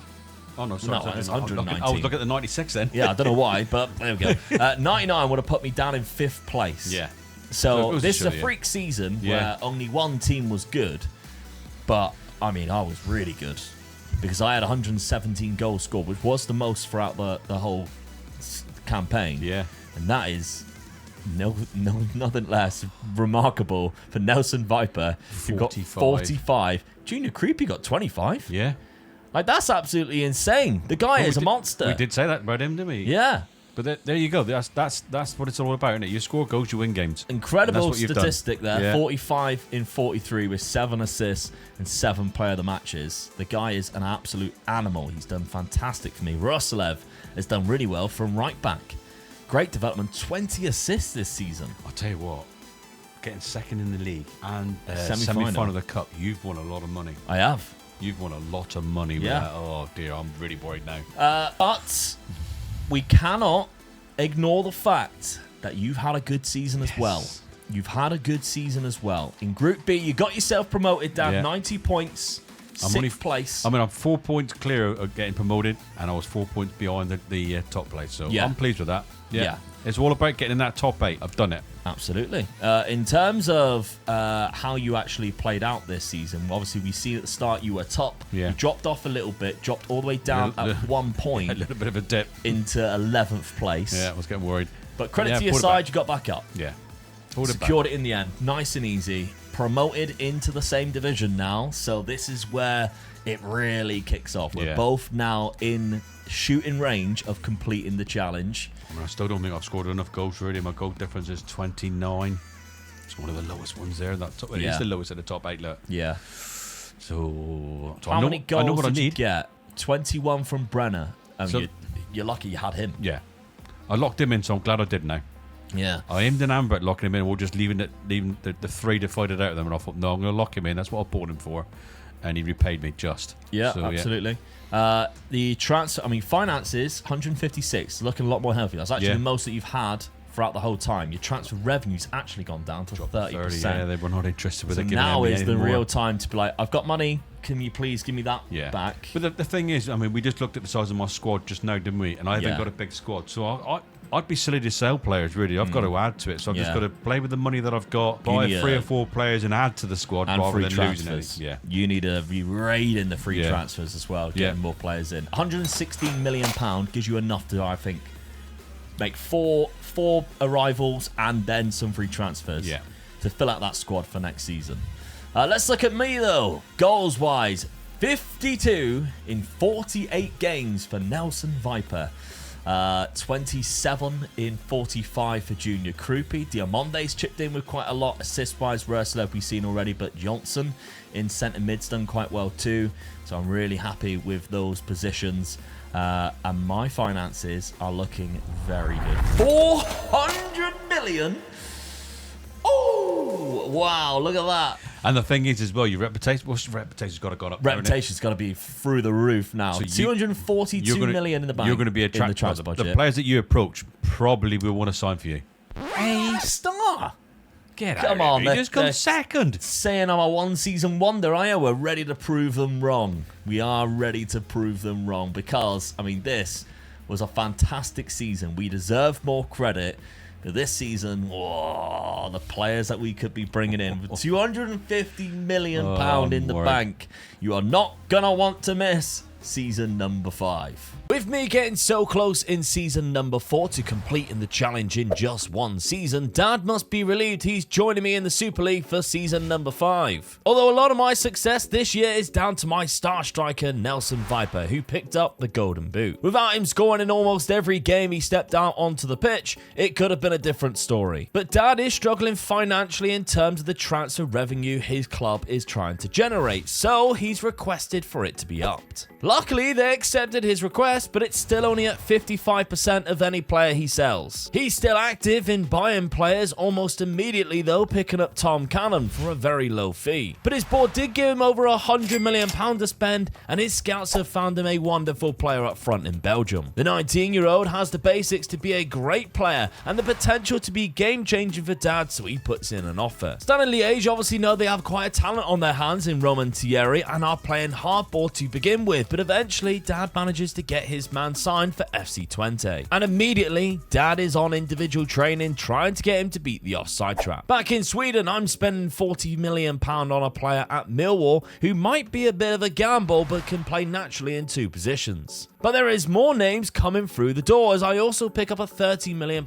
left back in Bartasagi, as well as bringing in Carlos Baleba after a season he had on loan here 2 seasons ago went so well, and I'm almost done this summer. It It's Dad's turn to splash some more cash, bringing in a centre midfield just short of £20 million. It ain't just the players that Dad's looking to upgrade either, as he's brought in a brand new assistant manager as well as overhauling the backroom staff. An upgrading goal was next to my list, and Verbruggen gives me that as another Brighton player joins Malmo. Although I have Röslev and he has been good, Calvin Ramsey creates competition for positions and is a great attacking fullback. Also, he isn't ready to move yet, but my scouts found a player whose contract is up in the December, and I'm going for him despite not using wingers. Dad and I both failed to realise, though, that the transfer window had passed, and we both tried signing more players to improve our squad. Oops. Also, by the looks of it, we both missed the transfer window, and we both have players that will be joining us in January. Yeah. We haven't been doing this very long, have we? No. I mean, I've got one player coming in that I knew was coming in January because he runs out of contract. I mean, Harold Sinistera. I'm not playing wingers, but I ain't turning that down for a free transfer. No, you can't do that, can you? I'm happy just to loan him out. Maybe, every now and then just give him a game time or two. But yeah, cash in on him big time. That could be huge. And then I'm also going for this guy here, although I don't know whether it'll go through because of my money situation. I'm happy if it does. I don't mind if it doesn't, to be honest. I've got £20 million left. It should go through. We'll see what happens. But Dad, yourself, I mean, you've got 3 players. 2 of them are actually loans. Yeah, I wanted them from now, to be honest with you, so I'm a bit disappointed, really. Whether I'll be in a good enough position that they'll help me out at the end of the season, I don't know, but... Yeah. And then Pellegrini as a permanent.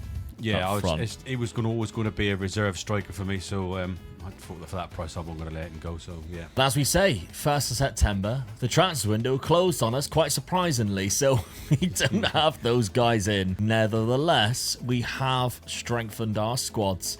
And your first season in the Super League, Dad, you've got quite a lot of players coming in and you didn't sell any players. I'm not going to sell anybody when I'm only getting 55%. Venue back, so nope, I'm not selling anybody. Yeah, the beauty about this database is that hopefully within a season or 2 you'll have enough in the bank if you stay here to be able to get that back up to 100. But we've got the likes of Gagliardini coming in, who's a good midfielder, although 9 million on 33-year-old, that's very unlike you. Yeah, I know, but it's you just got to get certain players I just couldn't get. Yeah. One, I didn't have enough money, or 2, they didn't want to come to me, did they, really? No, that's true. Baloka's good midfielder for £6 million. Dennis Serkin plays naturally in both positions there. It's a good option. Tom Cannon's more of a backup in that striker.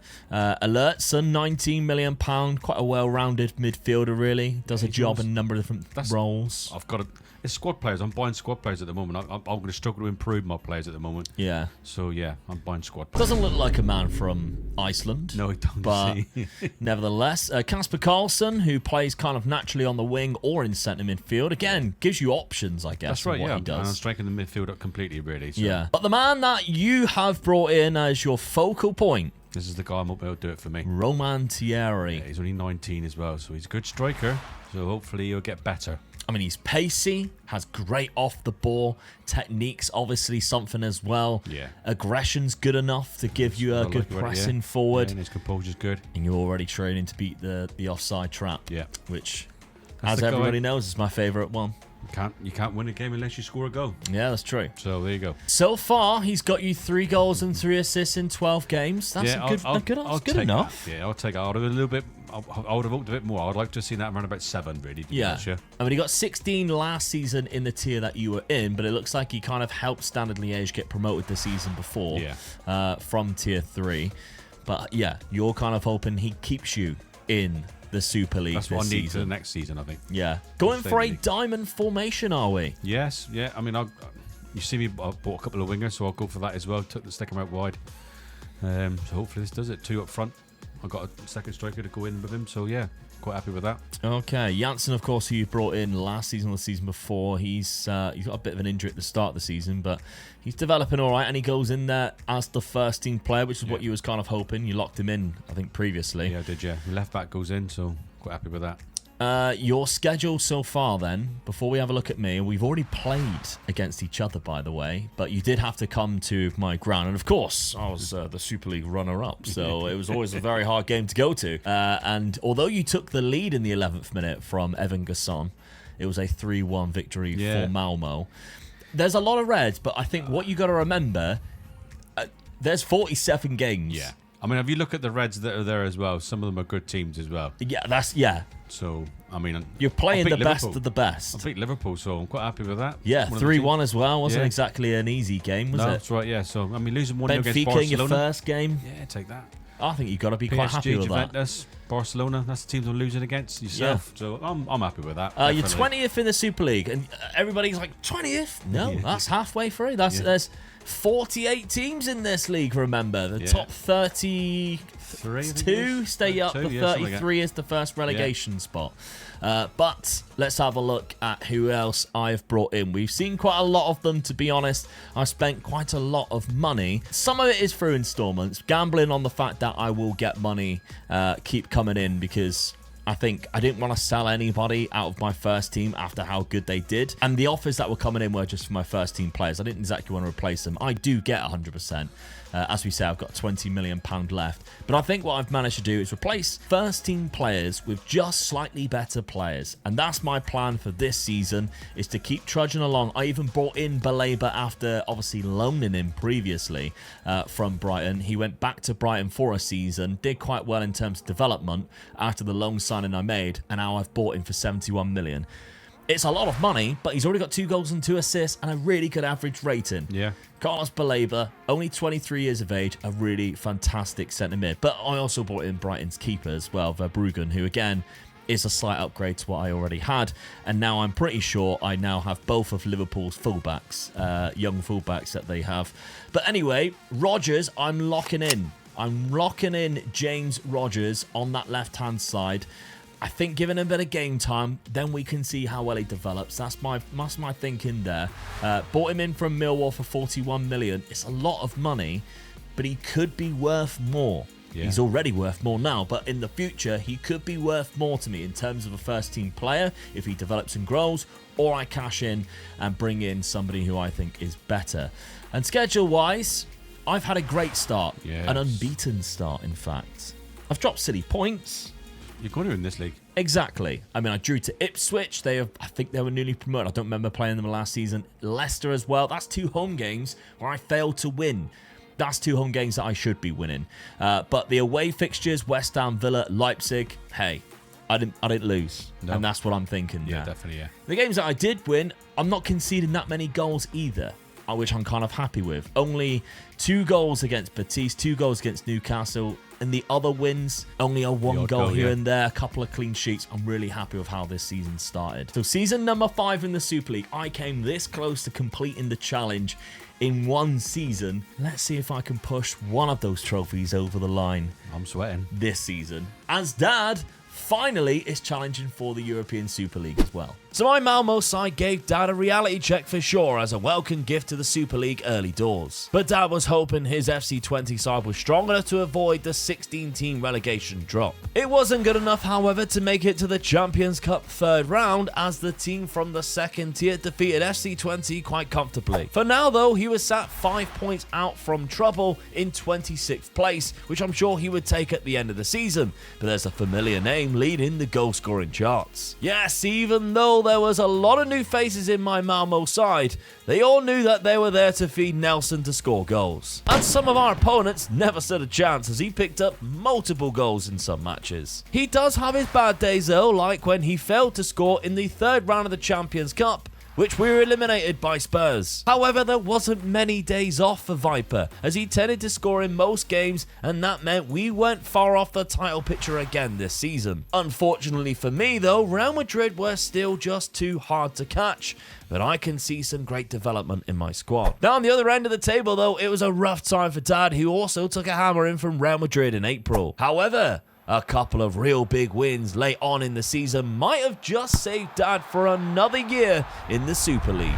Well, Dad, you survived by the skin of your teeth there. 4 points. I was getting worried at the end of the season. I lost a couple of games at the end there, and it was pushing me right into it. Yeah. Those 2 games I won just before that, they were the saviours, I think. I mean, this one as well. 91st minute. 91st minute against Manchester City. Huge. Take that any day of the week. Yeah, absolutely huge. I mean, in terms of the Super League, I'm up there again.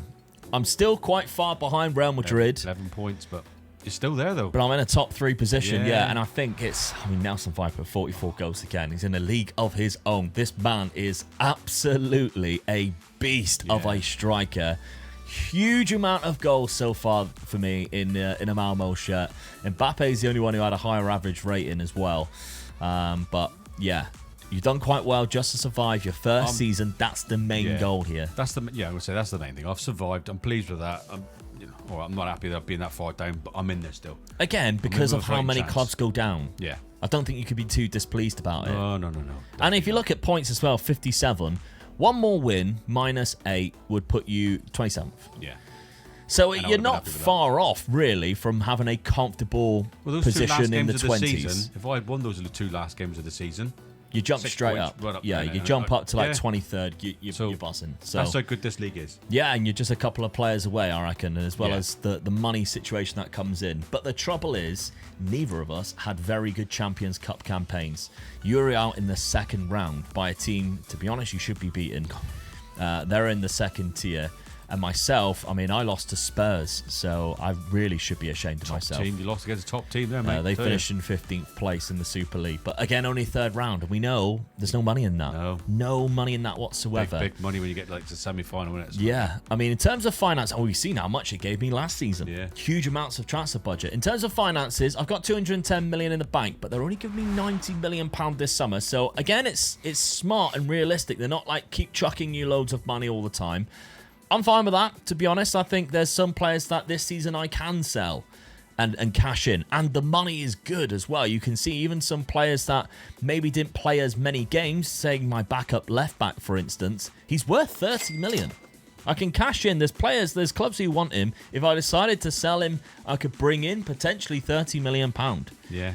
For a player that only played 16 games for me. So there is money to be made, especially across both of these squads. And yourself, Dad, you've got a transfer budget of 48 million, but that's because financially, of course, you haven't got as much because of the previous season. Yeah, that's right. Still only on a 55% transfer revenue. To be honest, because I finished so low, I didn't get the win bonuses. So yeah, I'm pleased with that. Yeah. With the amount of games that I've won, I've got to be pleased with that. It's a starting point for sure. And as we said, there is money again in your squad too. If you're looking at players that didn't necessarily play as much, you got a Tom Cannon, for instance, 16 million. You only paid two or three. I only get 8 million from really nice. Yeah, that's the trouble. It's only half. Do I sell other players or just add to the squad and hopefully I can just get a little gem somewhere along the line? Yeah. That's what I'm looking for, really. Your 2 loanees come in January. They play quite a lot of games, as you can see there, but unfortunately, of course, you won't be getting them, as did Pietro Pellegrini, but I can't see. There he is. Yeah. He didn't play that many games at all. He only played 3 and scored 1 goal.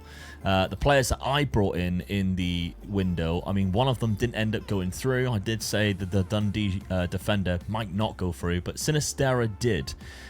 He is obviously confirmed and he is in the squad.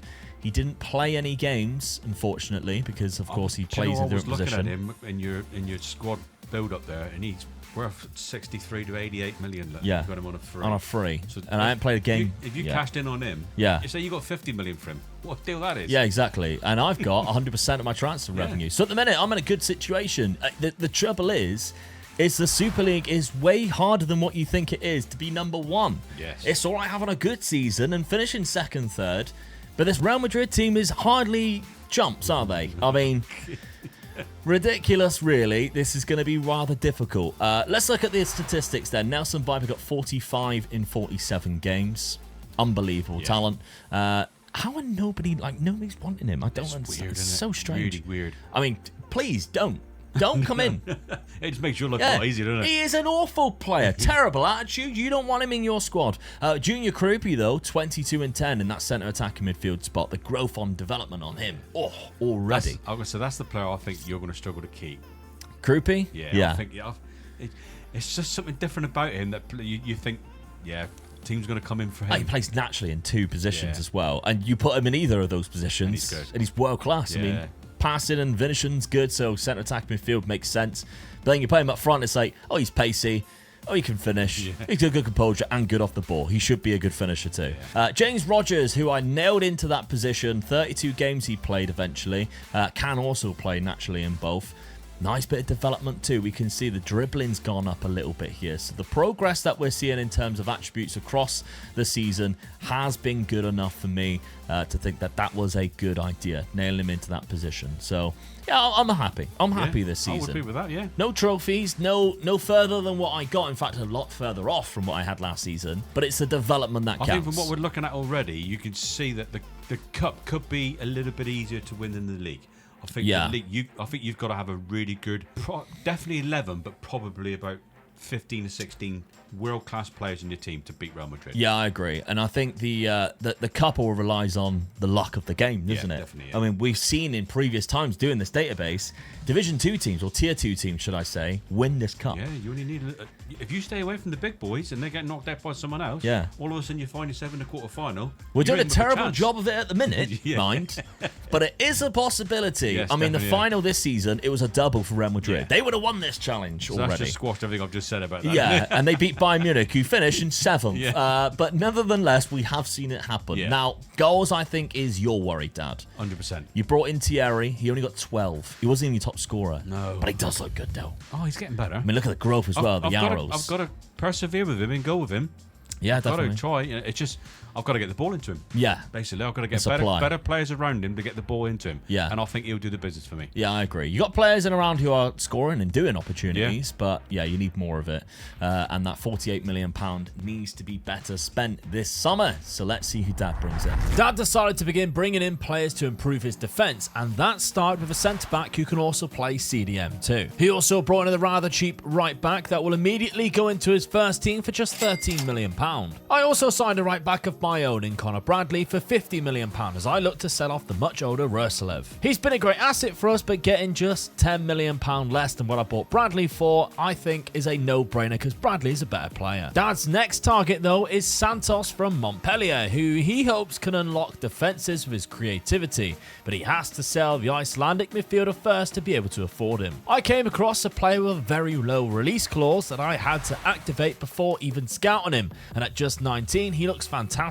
I also found myself a perfect centre-back to bring in as well. I just need to sell a player to create the funds to get the deal done. And Berg Jonsson was the sacrificial player that wasn't getting into my side no more that I could sell to Saudi Arabia. Before we knew it though, we were already in the first game of the season and I was picking up a loss against Atalanta. And so I dipped into the transfer market again to sign Fatakanti from Real Betis to get extra quality in the midfield. Dad's start to the season was quite impressive and it was 3 wins out of 3 to kick things off. Although he should be ashamed of himself losing 5-0 against Rennes. His new system, however, was picking up good results at the start of the season and progression is certainly there. Added with the fact that some new faces are still coming in on loan on deadline day, which could really make the difference. Now, you did decide to sell a couple of players here, Dad, but it helped you get some over the line. The squad's just getting so big now. I just felt, well, just bite the bullet.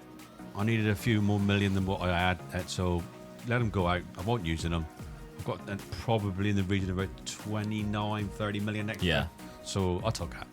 I mean, that has allowed you to really buy the centre-back that you got in Finn, who also plays CDM as well. So quite a good player. Yeah, if he plays in 2 positions, it's ideal for my squad, really, isn't it? Yeah. But I think... I mean, we learned from our mistakes last season where we got deals done before deadline day. You've got one done there on deadline day itself, which was a loan deal. Another centre-back who joined the club there, 3.5-star in terms of current ability at your side. But this guy was also quite good as well, Vali Cherka. Yes, I'm pleased to get this guy in. You know, he might not go right into the squad, but he's an ideal one to have just in case I get any injuries, anything like that. So, yeah. Very similar to Junior Krupi in some ways. Yeah, he is, yeah. Yeah, absolutely. But I think your best signing was Guilherme Santos. Yeah. 22 million, plays naturally in centre mid or centre attacking midfielder.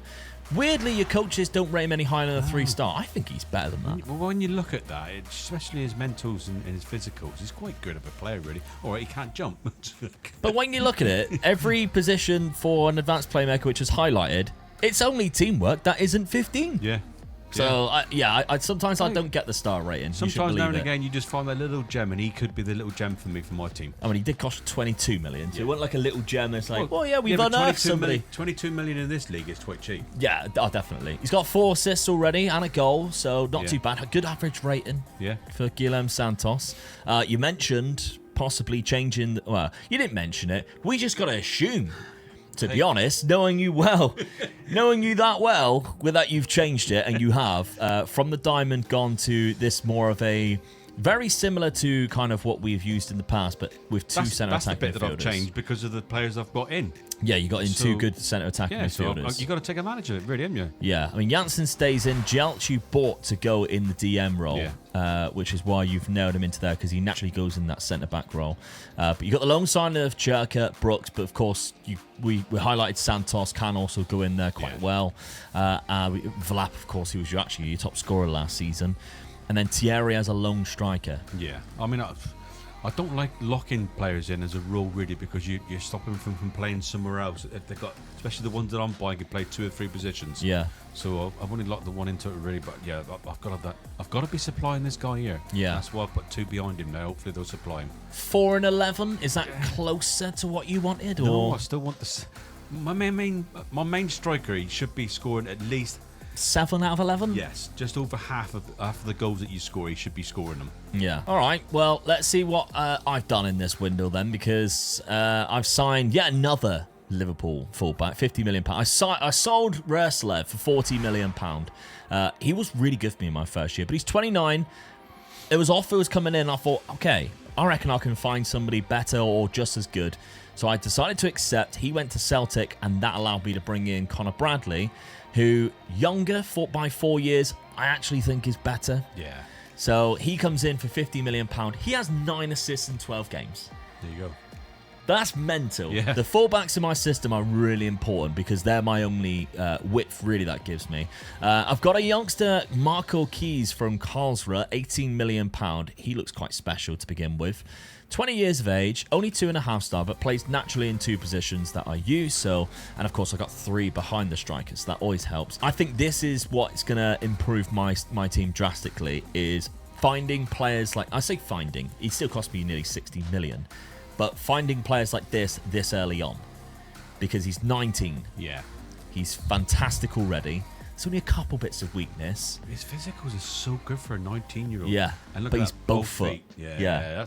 That's it's crucial. Oh, definitely, yeah. And in that position as well, because you can play on both sides. And that's worth the money in gold, really, I think. Yeah. Mental attributes at this age is disgusting. And the fact, I mean, you don't really find defenders with good work rates and teamwork. He has that already, which I'm really happy with. Yeah, I mean, position 17's age. And 17 bravery as well. So, yeah, I'm really happy with that signing. It has cost me a lot, but I'm making a lot because of this database. When you found that player, I'm sure it was something you said to me, and it was on the lines of, all right, it cost me that much, but it's the difference between winning and drawing a game was 2 million? Yes. Yeah. If you draw a game in this database, it's 3 million. If you win the game, it's 5 million. So if he keeps his team sheet a clean sheet, I'm guaranteed 3 million. Yeah, but if you go, your front foot, your striker is so good. Yeah. He scores 1 goal. That's it. So that was my thinking. Yeah. Fatakanti comes in as another DM who can actually play naturally centre back. Not that good, to be honest, but as a DM, I think he's actually going to be challenging the likes of Manu Kone in my side. My team. And then Adam Asnu, I needed just an extra body, to be honest, and he plays naturally on both sides. I think it was a smart move to make on loan. But we're sticking with the same formation. There's no need for me to change it. Rogers, I'm sticking in that position again. I think he did well last season. I want to see another year of development. And Miguel, I want him to play in that role. If I didn't, funny enough, he actually goes to the left, but Esteve goes there, and I kind of want Bartasagi there. So what I'm hoping is that putting him there, it either puts Esteve there or Mauri, who I already have, who's quite good, and then we can still have Bartasagi there. So that's my thinking anyway. So let's look at the schedules so far. We haven't played each other yet, which is okay, that's fine. It will happen only once a season. We know that. I started off bad with win, lose, and a draw in my first 3 games, but then it's picked up. I stole 2 players from Brighton last year. They got their own back, but they do have Samu Omarodion, who's one of my all-time favourite players in Football Manager, just in general, I think. Renzo, we beat the Rats. That's good. I'm happy with that one. A couple of goals there and a clean sheet. And look at the clean sheets as well. I am picking them up, so that I'm happy. There you go, yeah. Already through to the 3rd round, defeating Lugano 5-1. And I've got Ferencváros or Asteros Whoever wins out of that game, that's who I've got in the third round. Yourself, Dad. You haven't played your second round game yet. It's not for another couple of months, which I do find really weird in this database. That it's like, oh, you have your second round then. Play all the you have yours games 2 months later. In Gibraltar, don't they? And they only got one pitch in That's Gibraltar. true, yes. They're going to be fighting over the pitch. That pitch is just in constant use all the time. One day somebody plays the final game of the second round, and then the next day somebody's already playing the third round. It's mental. You lost now to Rennes. Oh, they give me very talking. They did as well, But yeah. then I don't dislike Rennes. So I don't. I mean, you should, or else you are not my father. You also lost to Brighton as well, but positives, there's a lot of green there. Yes, so I've started a little bit better than I did last season, so I'm pleased with that. Yeah, and in the Super League, we are a lot closer this time round. I'm on 28 points, you're on 26. Top of the league is only 33. Could we both be challenging this season? I'll settle for mid-table. I'll settle for around about the 18th or the 19th position. Yeah. Just so I'm definitely away, but I've progressed a little bit further, so I'm pleased at the moment. Okay, Erling Haaland thinks he can win the Golden Boot this year over Nelson Viper. I'd like to see you try, son.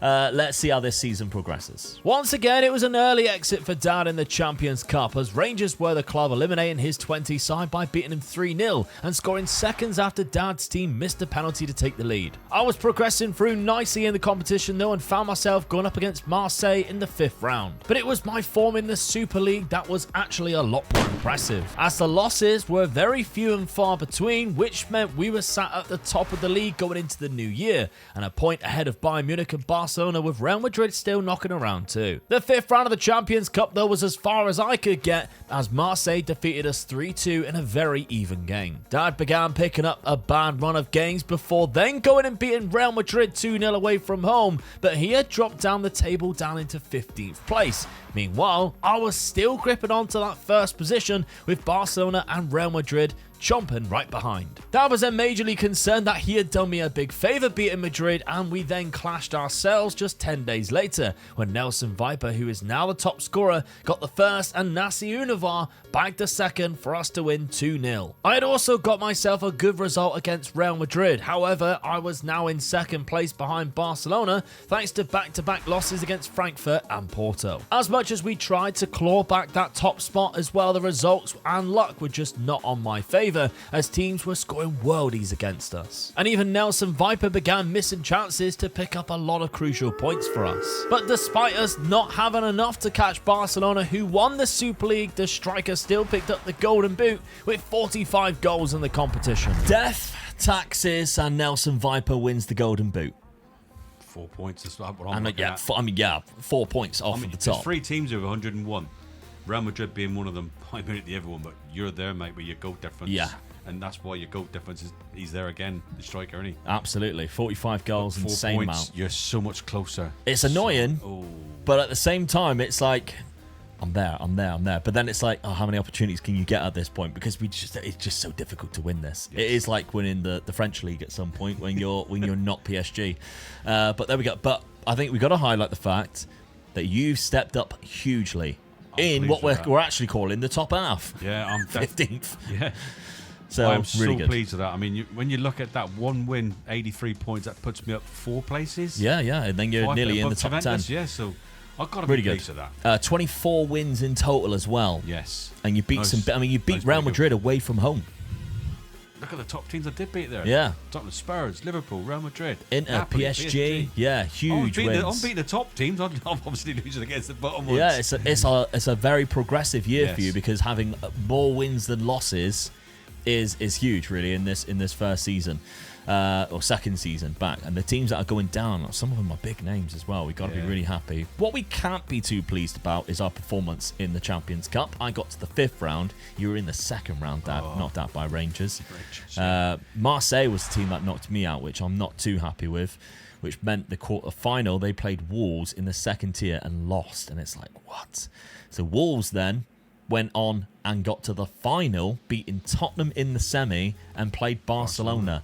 Who, yes, won the Super League. So 2 years in a row. Yeah. It's been a double. Yeah. Real Madrid last year, Barcelona this year have won both the Super League and the Champions Cup. Huge for Hansi Flick, who's still there. Their key player, by the way, Noah Darvic. Look at the development on that for 22. Sometimes he has it, sometimes you just need to give them the game time. Yeah. And I'm finding that the players are developing really quickly in this database because of the game time. Because you can loan a player to a league below, or 2 leagues below, and they're playing really good quality football. Yeah. And I think it goes to show again, everybody who always goes, oh, how do you get your players to develop so quickly? Play them. Yeah. Play them. Because Darvic is obviously, hazard a guess, loan deals? Yeah. So St. Gallen, he played in the 3rd tier, played 23 games, then he went to Torino the season after, played 32 games in the 2nd tier. After that, Barcelona were playing him in the Super League. So it just goes to show that... And he's got better each season, though. Yeah, game time. Yeah, what a season that is. Yeah. That's Junior Krupi levels. So really solid. And he's got a Super League title and a Champions Cup title for his name. But now some Viper, 45 goals to me in the 47 games. Huge amounts. Let's see what he's done in terms of the season. 46 and 47. He's got an injury, though. He's torn his hamstring at the end of the season. He missed a couple of games there. Junior Krupi, 20 and 8, which means Darvic was actually higher. Although, wanted by Chelsea. Surely you'd want to stay. Surely. Why would you want to go? James Rogers. Got 14 assists, good amount of development again. Marco Keys, obviously, who I bought in the last season, was a bit of a bargain actually as well. He played quite a lot, 44 games in total, got 10 goals, 9 assists. Good average rating. Yeah, you're going to be happy with that. Yeah, not too bad. I think Univar I'm a bit disappointed with. Nobody's interested in buying him either. I might be stuck with him, to be honest. His value is kind of too high. I don't really expect anybody to come in for him. But the defender that I locked in, good development. I'm happy with that for the season. 6.8 average rating. Okay, that's fine. Dad, let's look at your squad. Did you get more goals this season? I'd say you did. Just The really. performances were better. I finished higher in the league, so obviously I must have scored more goals. So, yeah. Just short of a 50% goal per game ratio. Not as happy as I want to be, considering that I played him a lone striker. I'd expect that to be 30. Yeah. This is what you've got to be worried about, though. He's wanted by 13 clubs, and he's unhappy because he wants to move to a stronger squad. Don't know whether he means strength-wise, as in lifting weights, or in terms of quality. Don't really want to lose him, really, at the moment. You have, interestingly, £40 million. If you wanted to sign Churka, you had a deal with them that you could get him for 48. And he's kind of classed as one of your best players. It's one of those things, It's a isn't decision it? to If I make. go for him, that's all I get. That's it. It hasn't necessarily improved your team. Yeah, it doesn't change my team from last season, No. does it? So that's the problem I got in it. That's going to be an interesting one for you to decide this summer with your £40 million transfer budget. And the club's still not giving me... No, 55. I mean, I've but they're asked not. them. Yeah, I've they're asked them not. and they won't change. Let's see my finances, though. So, financially, 222. I'm down to 60%. I don't know why they've put that down, because weird. But I've got £102 million. Didn't you need 20 million in there as well? I did, yeah. So, they're just being greedy, I guess. Do I have any debts and loans? No, I'm not building a stadium or anything. £102 million in the transfer budget, though. Good amount to spend. Okay.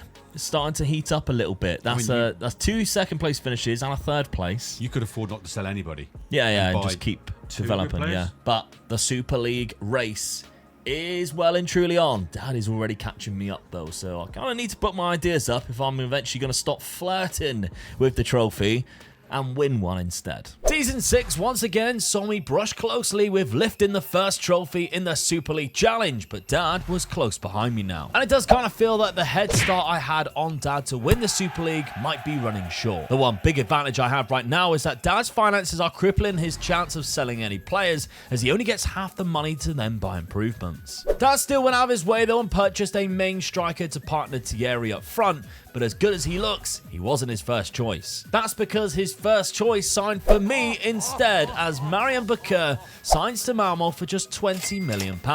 A bargain for a 20-year-old Romanian striker with great talents. I was attempting to cash in on Omari as the 29-year-old attracted some big offers, but he was refusing to go. I really need to get rid of him though, because I've already bought his replacement, a Greek centre-back that cost me £73 million, but has insane mental and physical attributes. And it was that players club Olympiacos who came in for Omari once again for £53 million, looking to replace the player I've just bought. However, he chose to reject the Greek side and join Stuttgart instead. A harsh lesson for Olympiacos, Olympiacos there. Dad's loan signing from PSG was set to return to his parent club after Dad failed to raise enough for the optional future fee after the player had a wonderful season at FC Twente. I was then batting away Chelsea, who came in for big money for Junior Krupi, but not near enough for me to sell. Especially because at the time I would have only been given 60%, but the board did increase it to 100. That wasn't going to stop me from rejecting more disgusting bids from Chelsea, totaling over £170 million. He's just way too good for me right now. I am still in the market though, buying a new left back that will go right into my first team, a position that's crucial in my system. Dad's main midfield target rejected him just before the season began and went into Villarreal instead. And despite being at home on the opening day, Brighton defeated Dad 2-1. While I was held to a 0-0 draw in Dortmund, although I had some great chances to score. Dad continued to sign players though, as a couple of new centre-backs came through the door, as well as a new defensive midfielder who he wants to lock in for some game time this season that he picked up from Morecambe. I thought I was all done in the transfer market, but Olympiacos were back, wanting to spend their money I gave them for Diamonde. However, I then took a couple of bad losses with an unbalanced team as I struggled to decide what to spend the £60 million on. That's some smart signings coming from both camps, I think. Yeah, definitely, yeah.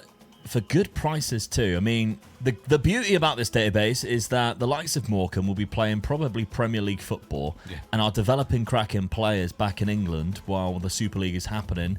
Like this man who's called Levesi Levy, which, great name, but there we go. Good player though. He's going to be good for my team. He's struggling to get in your team, but he's good for my team, I feel. So I'm pleased with signing this guy. Yeah, good DM. He definitely strengthens my defence and midfield play position up. So yeah.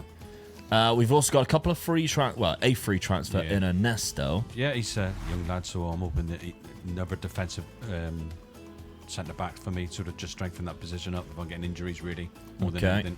And then Loic Williams for £11 million, who pretty much the same type of player, but plays on the left-hand side. Sometimes it's hard to get the left-handed side player, and this guy came available, so I as I say, I jumped all over it. So but I think your best signing was another striker. Yes. But don't worry, Thierry has not left. No, I haven't got rid of him just yet. He didn't cash in, although he was unhappy and 15 clubs wanted him, whatever it was. I think I persuaded him by getting this young lad to come in with him as well. So yeah, a new strike partner. This is such a good striker, only 21 years of age.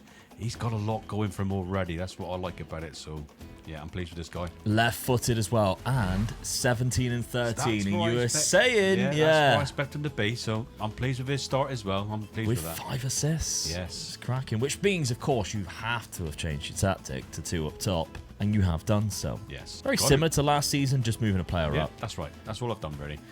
You get a good striker like that coming into your team, you've got to be playing him. So that's what I've done. Okay, I mean the likes of that attacking midfield role, you've got Santos in there. David Brooks can play there as well. So there's some other attacking options. Your wingers already sorted with Janssen on that left-hand side. Of course, you're gonna lock in Ernesto. That's the chance I'm taking this season. I'm sort of like thinking, well, I'm not good enough to win this league.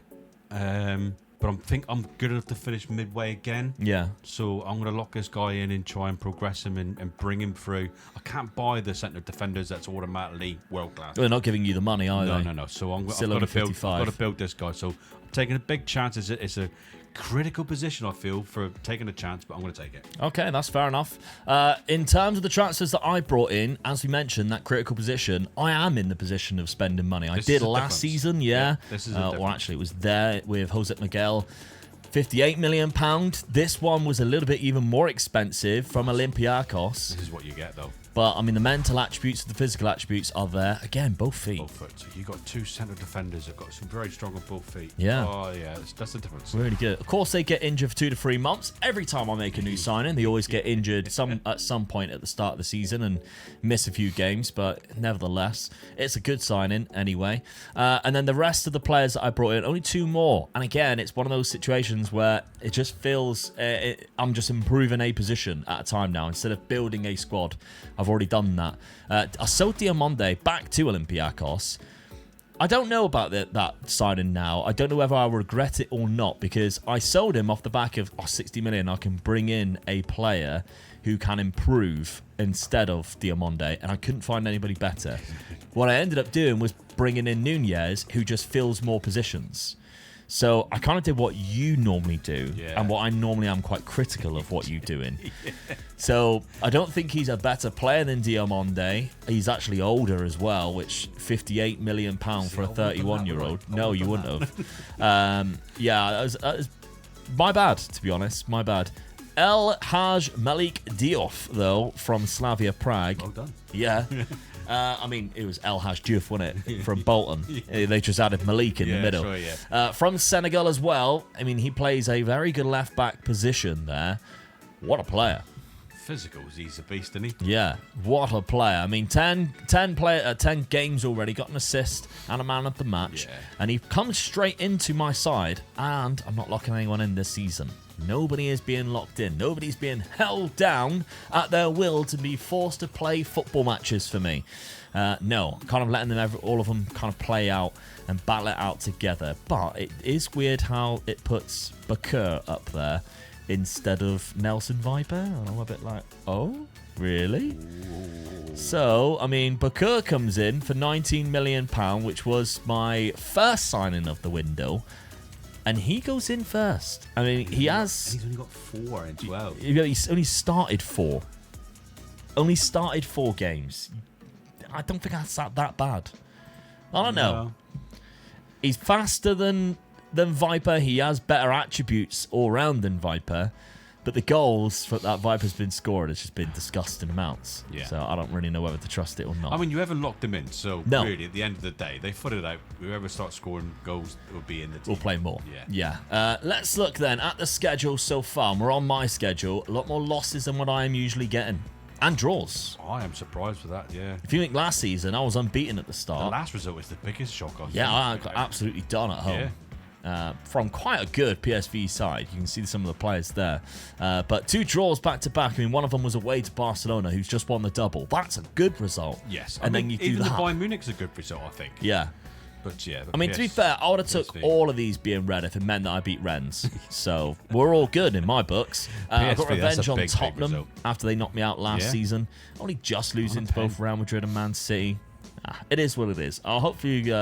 I'm not looking exactly to win the Super League this season. I know I'm still a step away, despite obviously finishing in second place. I don't think my team is there yet. I think the difference of your team this time, because you haven't locked anybody in, that was nearly, except for your striker, was nearly your first 11. Yeah. That's the difference when you're not locking a player in. Yeah. Your schedule, Dad, it's kind of 50-50 again. Yeah, it is, yeah. I'm on a run now, though. Yeah, 3 pleased with wins that. in a row. And I got what I would class as beatable teams for the next 6 games, don't I think? Yeah, absolutely. All the way down to that. Chelsea. You should be able to win that. Chelsea away will be a tricky one. This is an interesting one. I don't know whether you're catching me up or I should be worried. I'm kind of a bit too calm, I think, looking at these results. Because right now I think you're actually above me. Yeah, you're above me at the start of the season by a point. I think that's more of that you've had a worse start than. I have had You've a bad season. start, yeah. I've had a bad season. Yeah. Speaking of, bad start. So let's see if I can recover for this season. Well then, right away I picked up another loss to PSG as Dad's former loaned out player scored 2 goals against me. But then all the way to the new year there was only 3 games that I failed to win the match, including the 4th round of the Champions Cup, which we scraped through in extra time with a win over Celtic. Dad's Twente side had also progressed through the 4th round, however his league form was something left to be desired, and while I sat in 11th place still despite a good run, he had slipped all the way down to 25th and found himself in some trouble. In the Champions Cup 5th round, I was unlucky enough to draw against Real Madrid, and they took the lead rather fortunately. We did, however, put up a good fight in the second half, equalising thanks to Junior Krupi's goal from range. But the pressure down our left-hand side was too much, and Simakan belted into space and found Vinicius Junior for the winner. Dad had actually progressed through the 5th round though, but then, of course, he also drew against Real Madrid and fell to a 3-0 defeat, but at least gained some good money from the run. Speaking of runs, Dad was on a bad one and failed to win in a long time, including a draw against myself, and while I was salvaging a bad start into a 5th place finish for now, Dad was only 5 points off of relegation spots. And Dad needed a couple of really important wins towards the end of the season just to survive in the Super League for another year. Oh, is that a step back there, Dad? Is that something you should be worried about? 100%. 100%. That's a long way back from where I wanted to be. You know, that's like 2 steps forward, 5 steps back there. Yeah, I mean, if you're 5 Oh, points dear, clear of dear. relegation zone, That's still too close. It's only 2 games. it's such a shame Rennes didn't go down. But, I mean, big teams did. Liverpool went down this season. Napoli, Atletico Madrid. This is where you pick up some of their players. PSV went down after stuffing you. 5-1. Yeah. So Yeah, I was one of only of their 11 wins. They when also you- beat Rennes. when you see the teams that are going down, I think, well, yeah, I'm still happy that I've stayed in the league, but Yeah. no, I'm not happy. Not happy at all. No, the I switch felt I round of improved my losses team. to wins. Yeah. I is felt poor. I improved my team. I had 2 good strikers, I felt, this season. Thought I was going to score more goals, and that just tells me I haven't. Yeah. I've done worse, so Yeah. I don't know. But we got to keep scrolling, and I'm in 4th. Didn't win it. Nowhere near. A lot further off from where I was. But I'm still up there. Yes. Yeah. I'm still up there. Nelson Viper also gave up the Golden Boot this year to Erling Haaland, which I I'm... think the biggest surprise on there is how far Barcelona dropped down. Yeah, from being first down into 8th They place. done a double last season. Speaking of Real Madrid, who are the champions, they knocked us both out. You got further than me in the quarter-final. Good bit of money for me then. It is a good bit of money. Again, just a reminder, just to get to the quarter-final, you are given £64 million. You don't have to win it. You just get into it. 5th round's 32 million, 16 million for the 4th, 8 million for the 3rd. So, I mean, you're 1 step away from getting 100 million extra in the semi. To be honest, I should be getting over 100 million in transfer fee then, I think. Well, yeah, you'd like to think. Hopefully, come on. But 3-0 loss in that I'm quarter-final. going to take that. I wouldn't expect to beat Real Madrid, so No. I'm going to take that. I've done well to get a quarter final, and like you say, it's always about the money side of it when you're trying to get as far as possible. Weird final, though. Forest versus Leeds. There we go. Yeah. That's what we were saying, you know. The Brian Clough derby and Nottingham Forest won. They are in the Super League. Leeds aren't, though. So this is what we were on about previously, where second-tier teams do somehow get to the final sometimes. Yeah. Because Leeds beat Leipzig 4-1 and Forest beat Real Madrid 2-0. They deserve to win it then. Yeah, absolutely.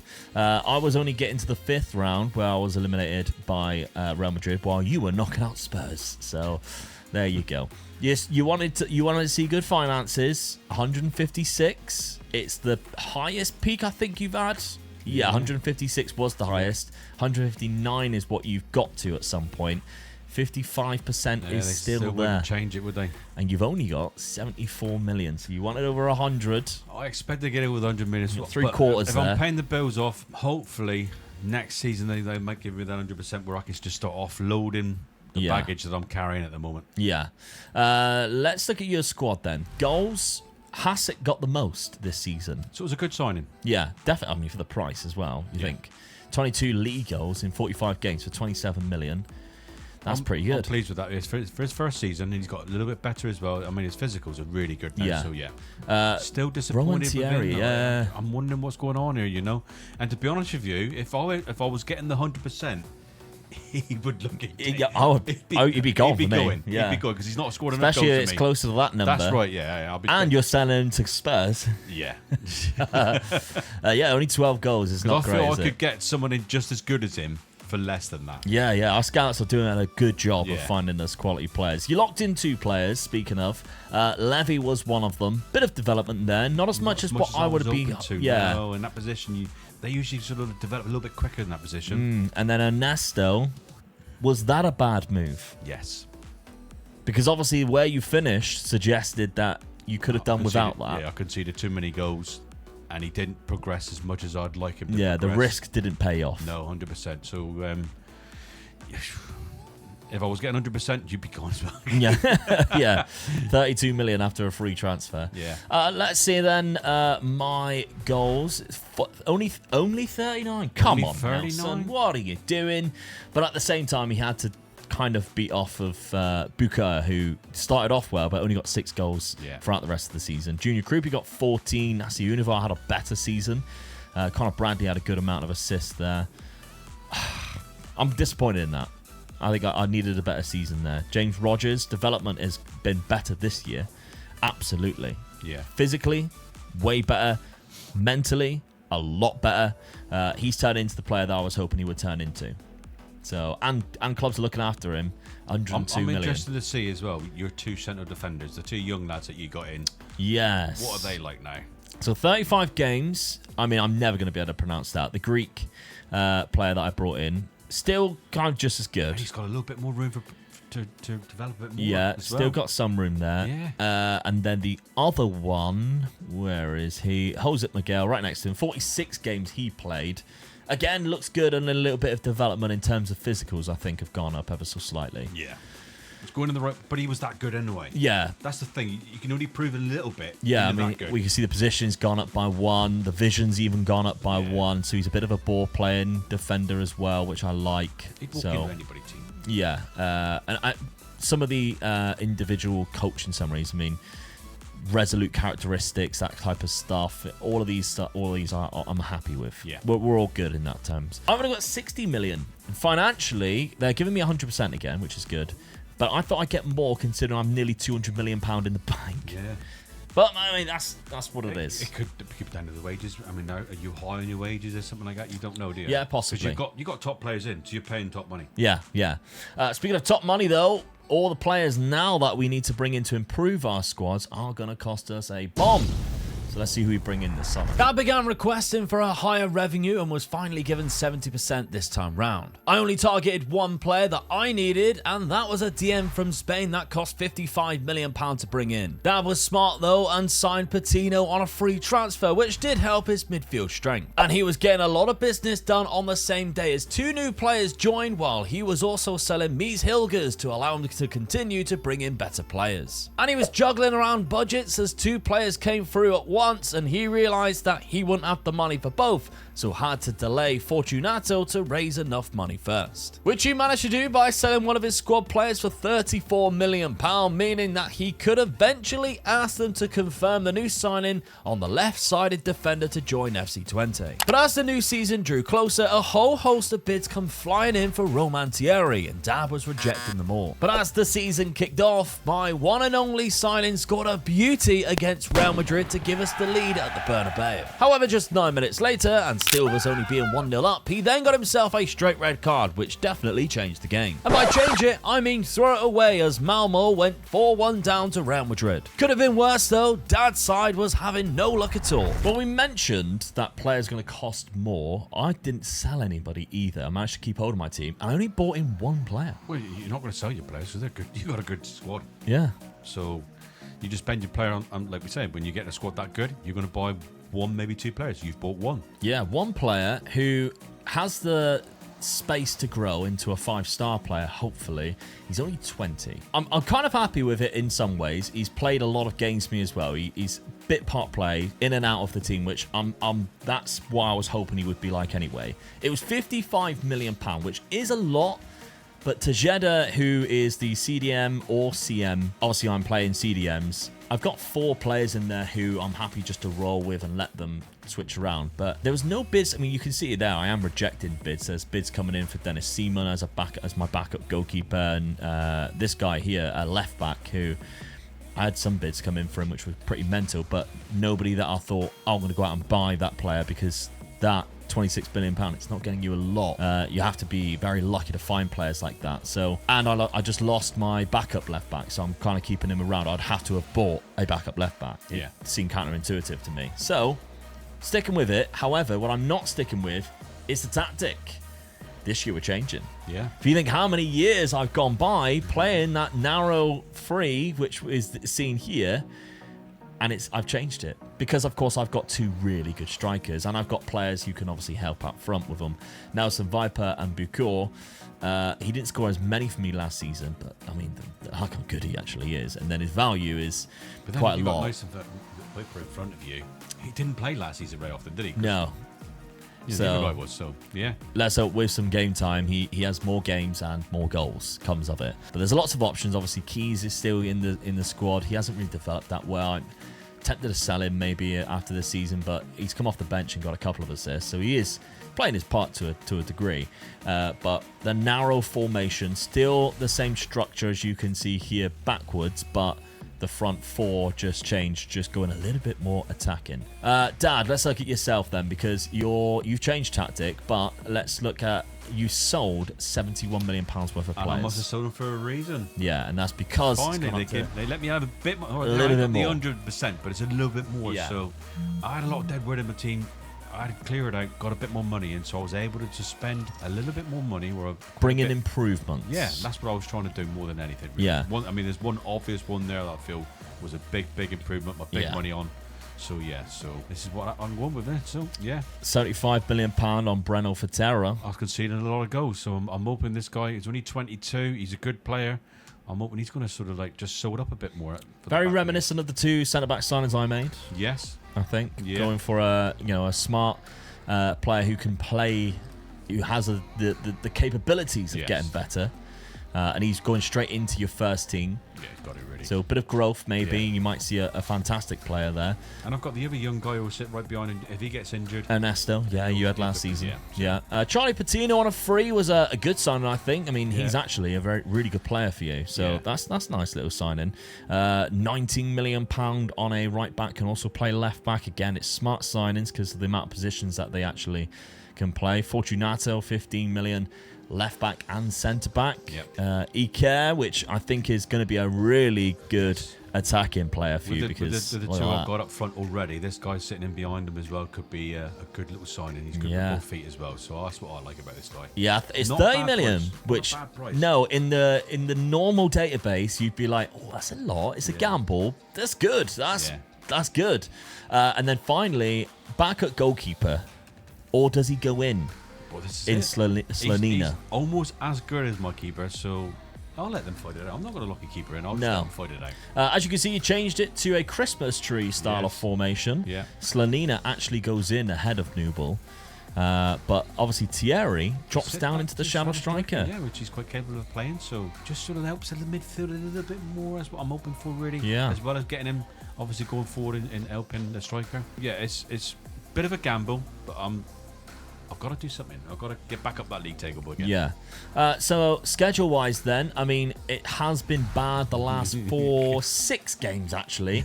Although Guilherme Santos got 4 goals in one game and doesn't even get into your first team at this point. Unbelievable, isn't it? Yeah. It started off fantastic though. Yes. I mean, obviously the loss at the first game of the season, but then 3 in a row, you're like, oh, actually, we're all good. Yeah. Not a bad result against Oh, Barcelona. you take that. Yeah. Still scored 3 against them, so yeah. But that's when it all went crumbling down and one PSG win. only conceded 1 goal, so but then I just lost it then. Those So- last 4 games I've played in, and 3 of the games I think I should have won. You haven't scored in 4. No, that's the worrying thing, isn't it? With the strikers I've got, I'm a bit worried about that as well. That is So bad. I'm wondering to myself now whether dropping that striker back into this shadow striker was a good idea or no. Or is it the creativeness behind him? That's, Yeah, that's that's the right. trouble. That's Yeah. what you got to make a decision on what it is that's Yeah. causing it. My schedule, I started off great. I won the you've had a first good 4. time, Lost a couple of games. Real Madrid. We'll take that. Annoying, isn't it? Yeah. I also had a player sent off, new guy. Scored, then got himself sent off when we were 1-0 up. So, well done to you. We then lost 4-1. Then, the other games that I've lost is Red Bull Salzburg. Again, a player sent off after 20 minutes. So, we're not helping ourselves No. here. Away to Torino, we finished with 11 men. They were just not as good as the 11 men we played against. We went to hell and picked up a draw. That's the only other game we dropped points in. Take that. I'm putting away some goals. 5-1 against Manchester City. Really good. Porto 3-0. Shakhtar 4-1. Inter Milan only 2-1, but it's enough away from home. We're doing all right so far. 6th place.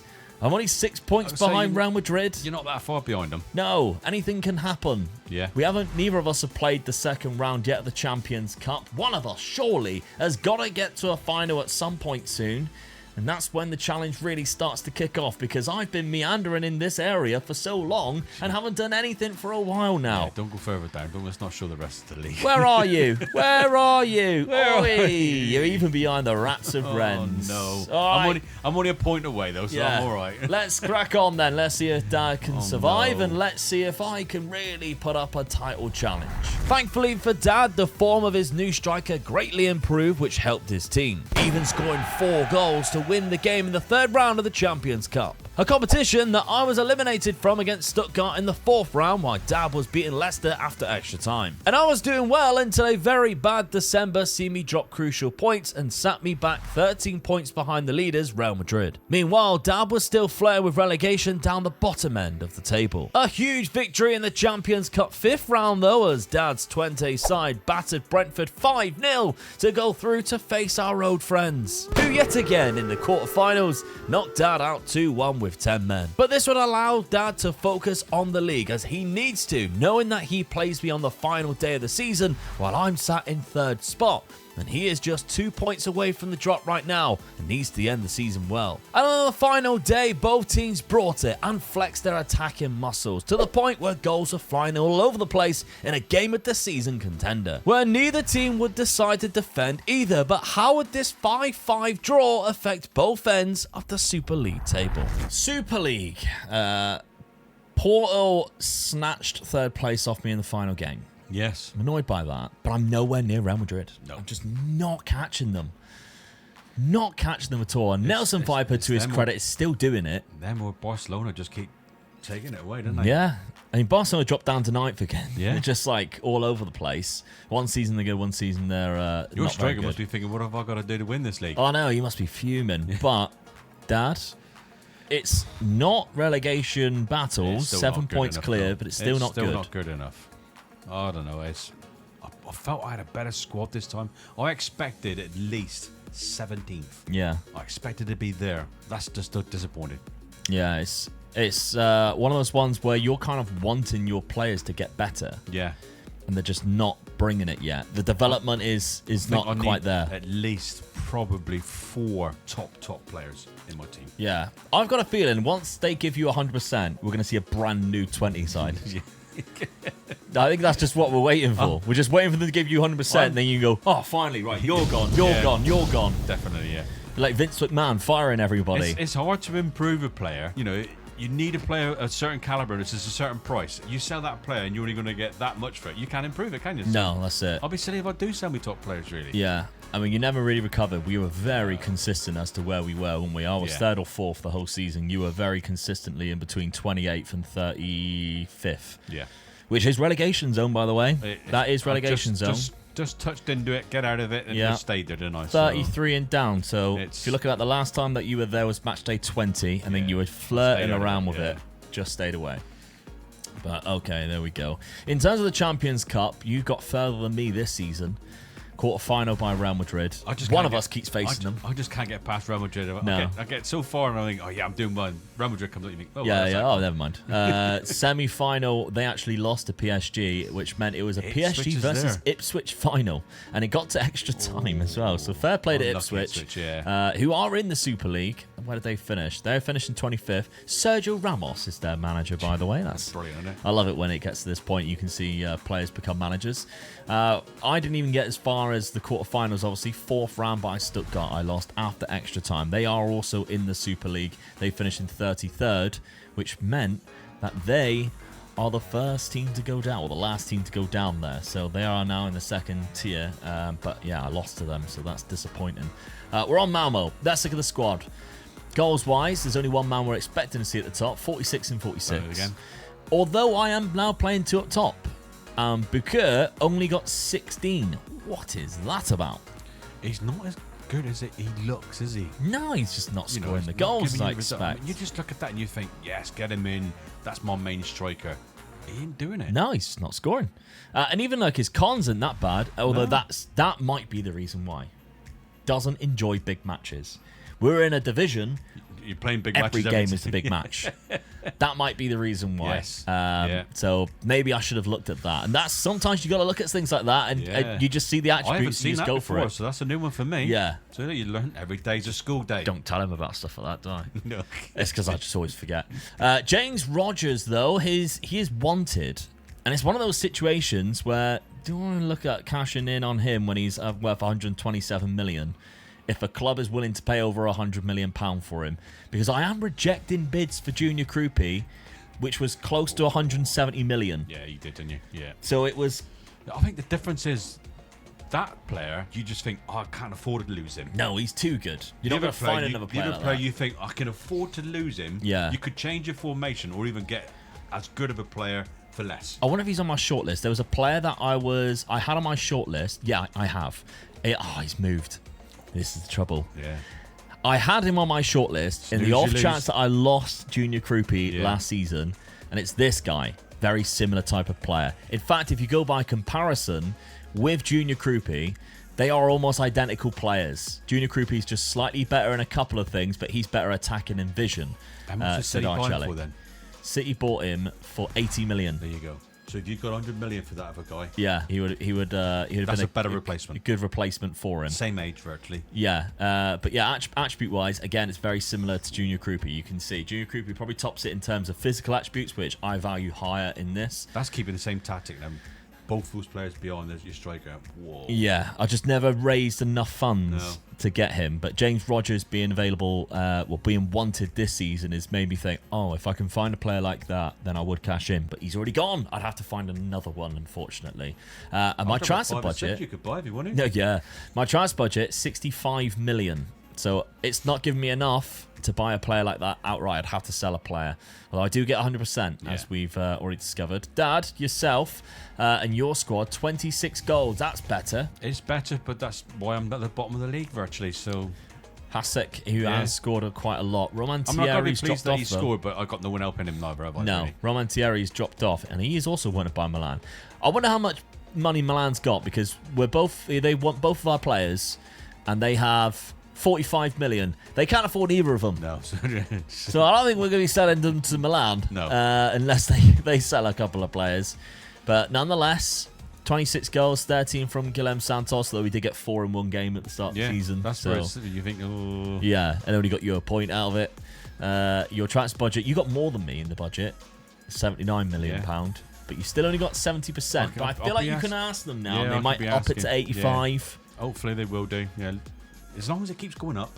Because I sold a few Deadwood last season, so I think I've still got a few in my team as well. Yeah, our squads are quite big, but they have to be in this division because you're playing so many games. So yeah, I think maybe we're both going to be cashing in on players, and we might start seeing a new squad come around. Because age-wise as well, you've got a couple of players who are getting to the point of maybe you need to cash in because of their valuation. So maybe we'll start seeing some new players rocking up. Wait and see, eh? Wait and see. All right then.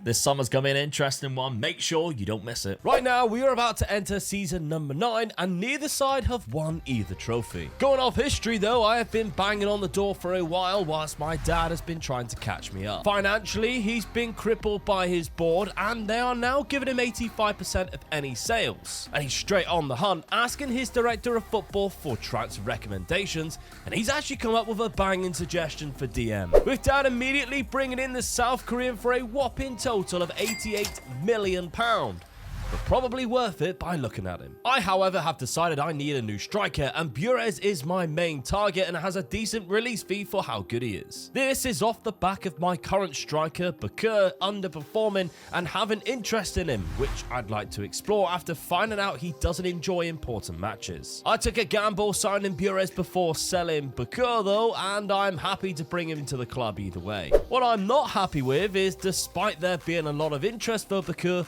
I can't seem to get any offers in for him. And when they eventually did come, I screwed it up by being too greedy and trying to ask for more. However, I was still bringing money into the club by selling other players such as Univar and Nunez, who have dropped match minutes last season but still hold good value for now. Bakur did finally attract more interest, however the offer was never quite as good as Arsenal's original, but I accepted it anyway. But then he rejected the move and I was fuming as I really need to get rid of him. Dad had then decided to go for Morten Hjulmund, who had just become a free transfer, and was absolutely mortified when the guy asked for 700 grand a week. I was then welcoming in from Sevilla my new goalkeeper and hopefully someone who can challenge for Bruggen for the #1 shirt. Even then, more players were leaving Malmo as I was cashing in with targets in mind, as Calvin Ramsey now leaves for 44 million, as well as Esteve, who I sold aged 29 for 56 million, cashing in while his value was still high. And I believe I found the perfect replacement at the back. He's also left-footed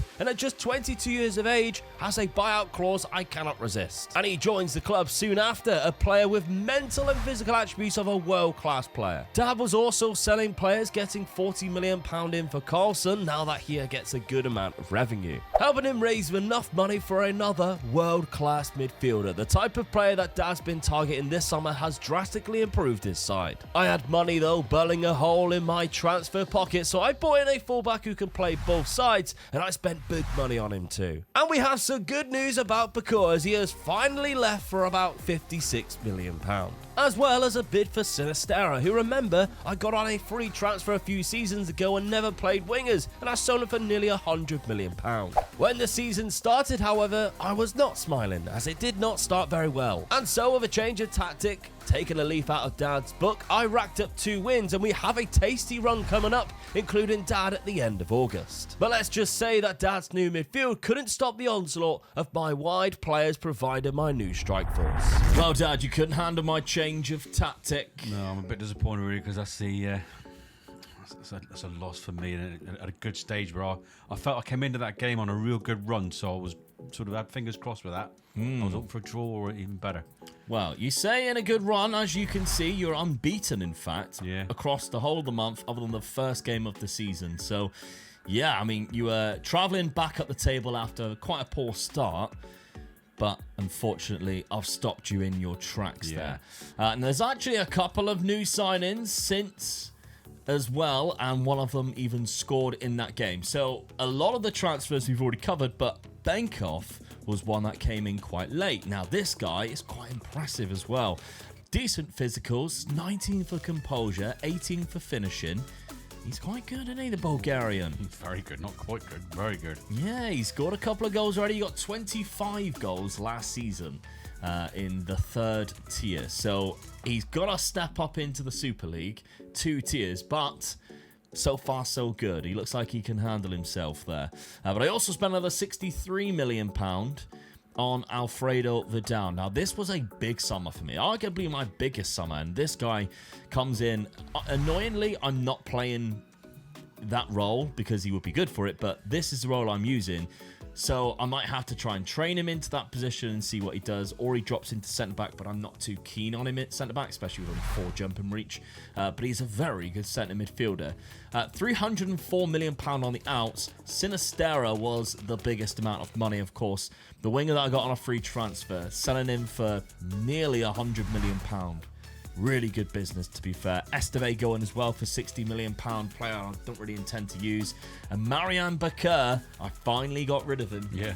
He went to Liverpool, maybe for not as much money as what I hoped, but the reason for selling him, of course, is that doesn't enjoy it in poor matches. Hopefully, he can make Liverpool terrible now. That's my plan. But of course, the replacement bringing in for him was Miroslav Burez, who I think is a lot better.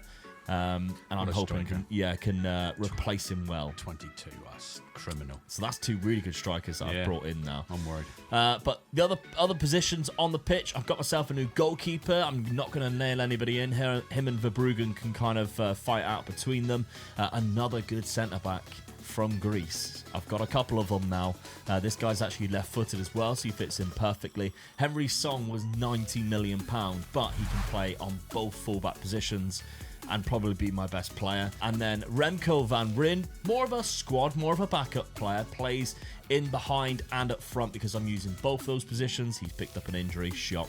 And then Mutombo was the last one before that change up of tactic, and he's mainly just a centre-back, can also fill in at right-back and CDM. Now, the change of tactic is something that you would normally do, looking at that. That's very Omega Dad style of tactic. Yeah, it is. But I did definitely, need to do it because only 1 win in my first 5 was kind of worrying.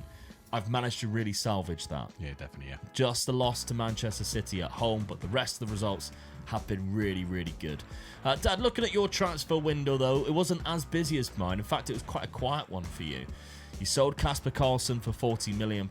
You sold Levy for £11 million. I'm surprised by that one, definitely, because he only came in 2 seasons ago, maybe even 1 season ago. Didn't play that much last season, actually. So £16 million. You only sold him for 11. I am shocked by that one, I must admit. It's money. I needed the money to buy a couple of players that I wanted to get in, so That's what I had to do. Okay. Well, Fraser Naylor was the last man through the door for you at right back. Yeah, need a stronger right back so I could get this guy in. So loan deal as well coming in, more of a rotational option. He plays in a few roles. Playing a lot of players in midfield, so I just wanted a midfielder loan. He's quite good. He'll help me out if I need him. So yeah. And then there was two big ones. Yes. 84 million and 88 million. Let's look at the 84 from Lazio. Another midfielder. Yeah. Not going to try and pronounce that name. Andreas, his first name. Great physicals, fantastic mentals, very good technicals, Yes. especially he's in a he's going to be a ball-winning ball winning role, in the midfield, So I'm trying to make it more solid. I was giving away too much, and I felt my midfield was not very good at all. The engine room. So I've got a bit of money to spend. That's where I'm concentrating on first. So banging, this guy comes in then. Well, he's a model citizen as well. He's the best personality you can get on the game. Obviously, his biggest weakness in midfield is passing, only at 11. I just want him to win the ball. But yeah, that's the job to Yeah. be. And then finally, the first signing was Baek Sung-won, who was actually on my shortlist to pick up when I eventually decided to go for a CDM, but you got in there straight away. So when the other guy wins the ball, Very gives good. it to him, and he can distribute it then. This guy's the one that I'm going to be, hopefully, he can sort of be knocking the ball around and giving me some chances up front. Yeah. 22, that good as well. Oh, I think he's a good player. Yeah, absolutely. Now, tactically, you're nailing in Iker for the season in that centre midfield role, but the advanced playmaker on attack. Allowing, of course, Roman Thierry to drop into that position, shadow striker, with Adam Hasek, your main striker. That was up the front. two. I was going to play two up front, and that was the two I was going to use. So dropping the other guy back in the shadow striker role allows me to sort of like just give a bit of midfield a little bit more sort of support as well, really. So Yeah. All right. I'm pleased with this. I've got in the players that I wanted to get in, so I found a tactic for them, really, which is you get annoyed with me sometimes, don't you? I find tactics for players where you get me, told me, pick No, a you tactic. just changed the tactic for the players, which is why we got two ball-winning midfielders and a wide midfielder here at the minute. Oh well, I'll go with it. All right, let's see then. So this now is like season number 9, and neither of us have got to win any of the trophies yet. I've come close a couple of times, but I am worried that you're going to start catching Well, me I now. just feel a bit lucky that you haven't won anything yet, and I'm getting a bit of money now. I'm getting sort of the venue that I need, so hopefully I can 85%. Yeah. So hopefully I can start chasing you now. I've got a couple of good midfielders in. I'll start from there. I feel I still got a weak defence though, so that's next season hopefully. All right, let's see what happens this season. Well, after beating me in the league, I get my revenge on Manchester City, knocking them out of the Champions Cup with a very late winner. But also, in just the second round is where Dad's 20 side was eliminated by Girona. In the league, unfortunately again, neither of us was impacting the title pictures this season, but Dad's also fairly safe with a few games remaining from relegation. But it's the Champions Cup that we are pushing for a trophy as we batter Besiktas in the quarter-final 5-0. And with a huge opportunity to win it, we just need to defeat Leipzig to get to the final. However, on the night, we failed to show up at all, and Leipzig managed to cruise on to the final with a 2-0 win over us to end our season in disappointment. I mean, you had a bad season. Yes. I'm just glad that you... Quite a boring season as well, to be fair. Sat in 21st place, no danger of going down, Yeah. knocked out in the second round of the cup. My season was finished very, very early. I had a bit more of an entertaining one. I mean, I was never going to win the league. I was never going to be able to catch PSG at the top there on 106 points. I dropped too many points in the mid-season, but semi-final by Leipzig, and the final was Feyenoord. So Lost a big chance. Big you've earned a lot of opportunity. money out of it still, but you lost a big chance. Absolutely. There was no big teams in it, obviously, in the that's the time semi-final. to jump in, isn't it? Even in the quarter-final. I mean, there's no team in there that I think, they'll win that. You know, I'm knocking out Besiktas 5-0. Spurs is getting eliminated by Leipzig, so it's two of the biggest teams in there put up against each other. The fifth round even, I mean, Dortmund and Bayern Munich are in there. With Man United as well. We've seen them close to the top. But the likes of Real Madrid and stuff were knocked Barcelona out were early. early. Yeah, they were knocked out really early. Man City as well. I mean, it was a huge opportunity and a That's the huge time you're gonna missed jump in, isn't opportunity. Absolutely. So let's look at the UEFA Super League then. The top scorer was Erling Haaland and Mbappe was 34. I haven't got any players in there now. Now that Nelson Viper has kind of dropped out of the first team, as it would. But Perez is up there for a good average rating. That's really about it, and I think that's the trouble but for both of us. We don't really have anybody who's getting involved in this, and that's going to cost us positions in the league. So as you said, very, very good financially for me. Up to £281 million thanks to that semi-final run. And they've given me $128 million to spend next season. Not a lot in the wage, so I will still have to play around with that a little bit. But where do I go in terms of replacing the players? Because 26 goals for Buarez is good first season. Benkoff and James Rodgers has both done really well. 20 goals each. Benkoff has got 19 for finishing now. James Rodgers 20 for that dribbling. Looks like a fantastic player and makes Nelson Viper kind of look a bit bang average in comparison. He could come in my team and be the best player in my team. That's a problem. Junior Krupi as well in that position. Even in terms of like the assists, Connor Bradley had a good season. 21 assists in there was the most. Buarez obviously got 17. So in terms of might not have got as many goals to me, but goals and assists. Yeah, I'm really happy with that. There's people already sniffing around him if I wanted to cash in, but I don't really want to. Although I do get 100%. Let's look at yourself, Dad. Obviously, it was a bad year. Girona knocking you out in the second round is really do poor. better in the cups. That's where my money comes from, really. Yeah, so yeah, that's where you are struggling. Yeah. In terms of goals and everything like that, 28 from Adam Hasek. Yeah, he's doing me proud at the moment. He's keeping me in it, really. Yeah. I mean, I kept away from the relegation this time, and it down to him, I feel. Yeah, a lot of goals. Yeah. Probably important ones as well. His injury's not too bad. We're all good. He is wanted, though. Yeah, I know, yeah. People are going to be sniffing around. There's £100 million there. I know I could do with the money, but 85%. It's hard to replace him, though, isn't it? Yeah, you've only got £60 million in the bank as well in terms for transfers for season number 10's transfer window. So yeah, I don't really know what you're going to do with this team. But if I were you, I'd be switching around to ball-winning midfielders and a wide midfielder. So yeah, let's see what happens in the second. Well, a good start to the summer is Dad finally getting 100% of his revenue from sold players. And he already had a defender in mind to spend his transfer budget on in Diop of Marseille for £67 million.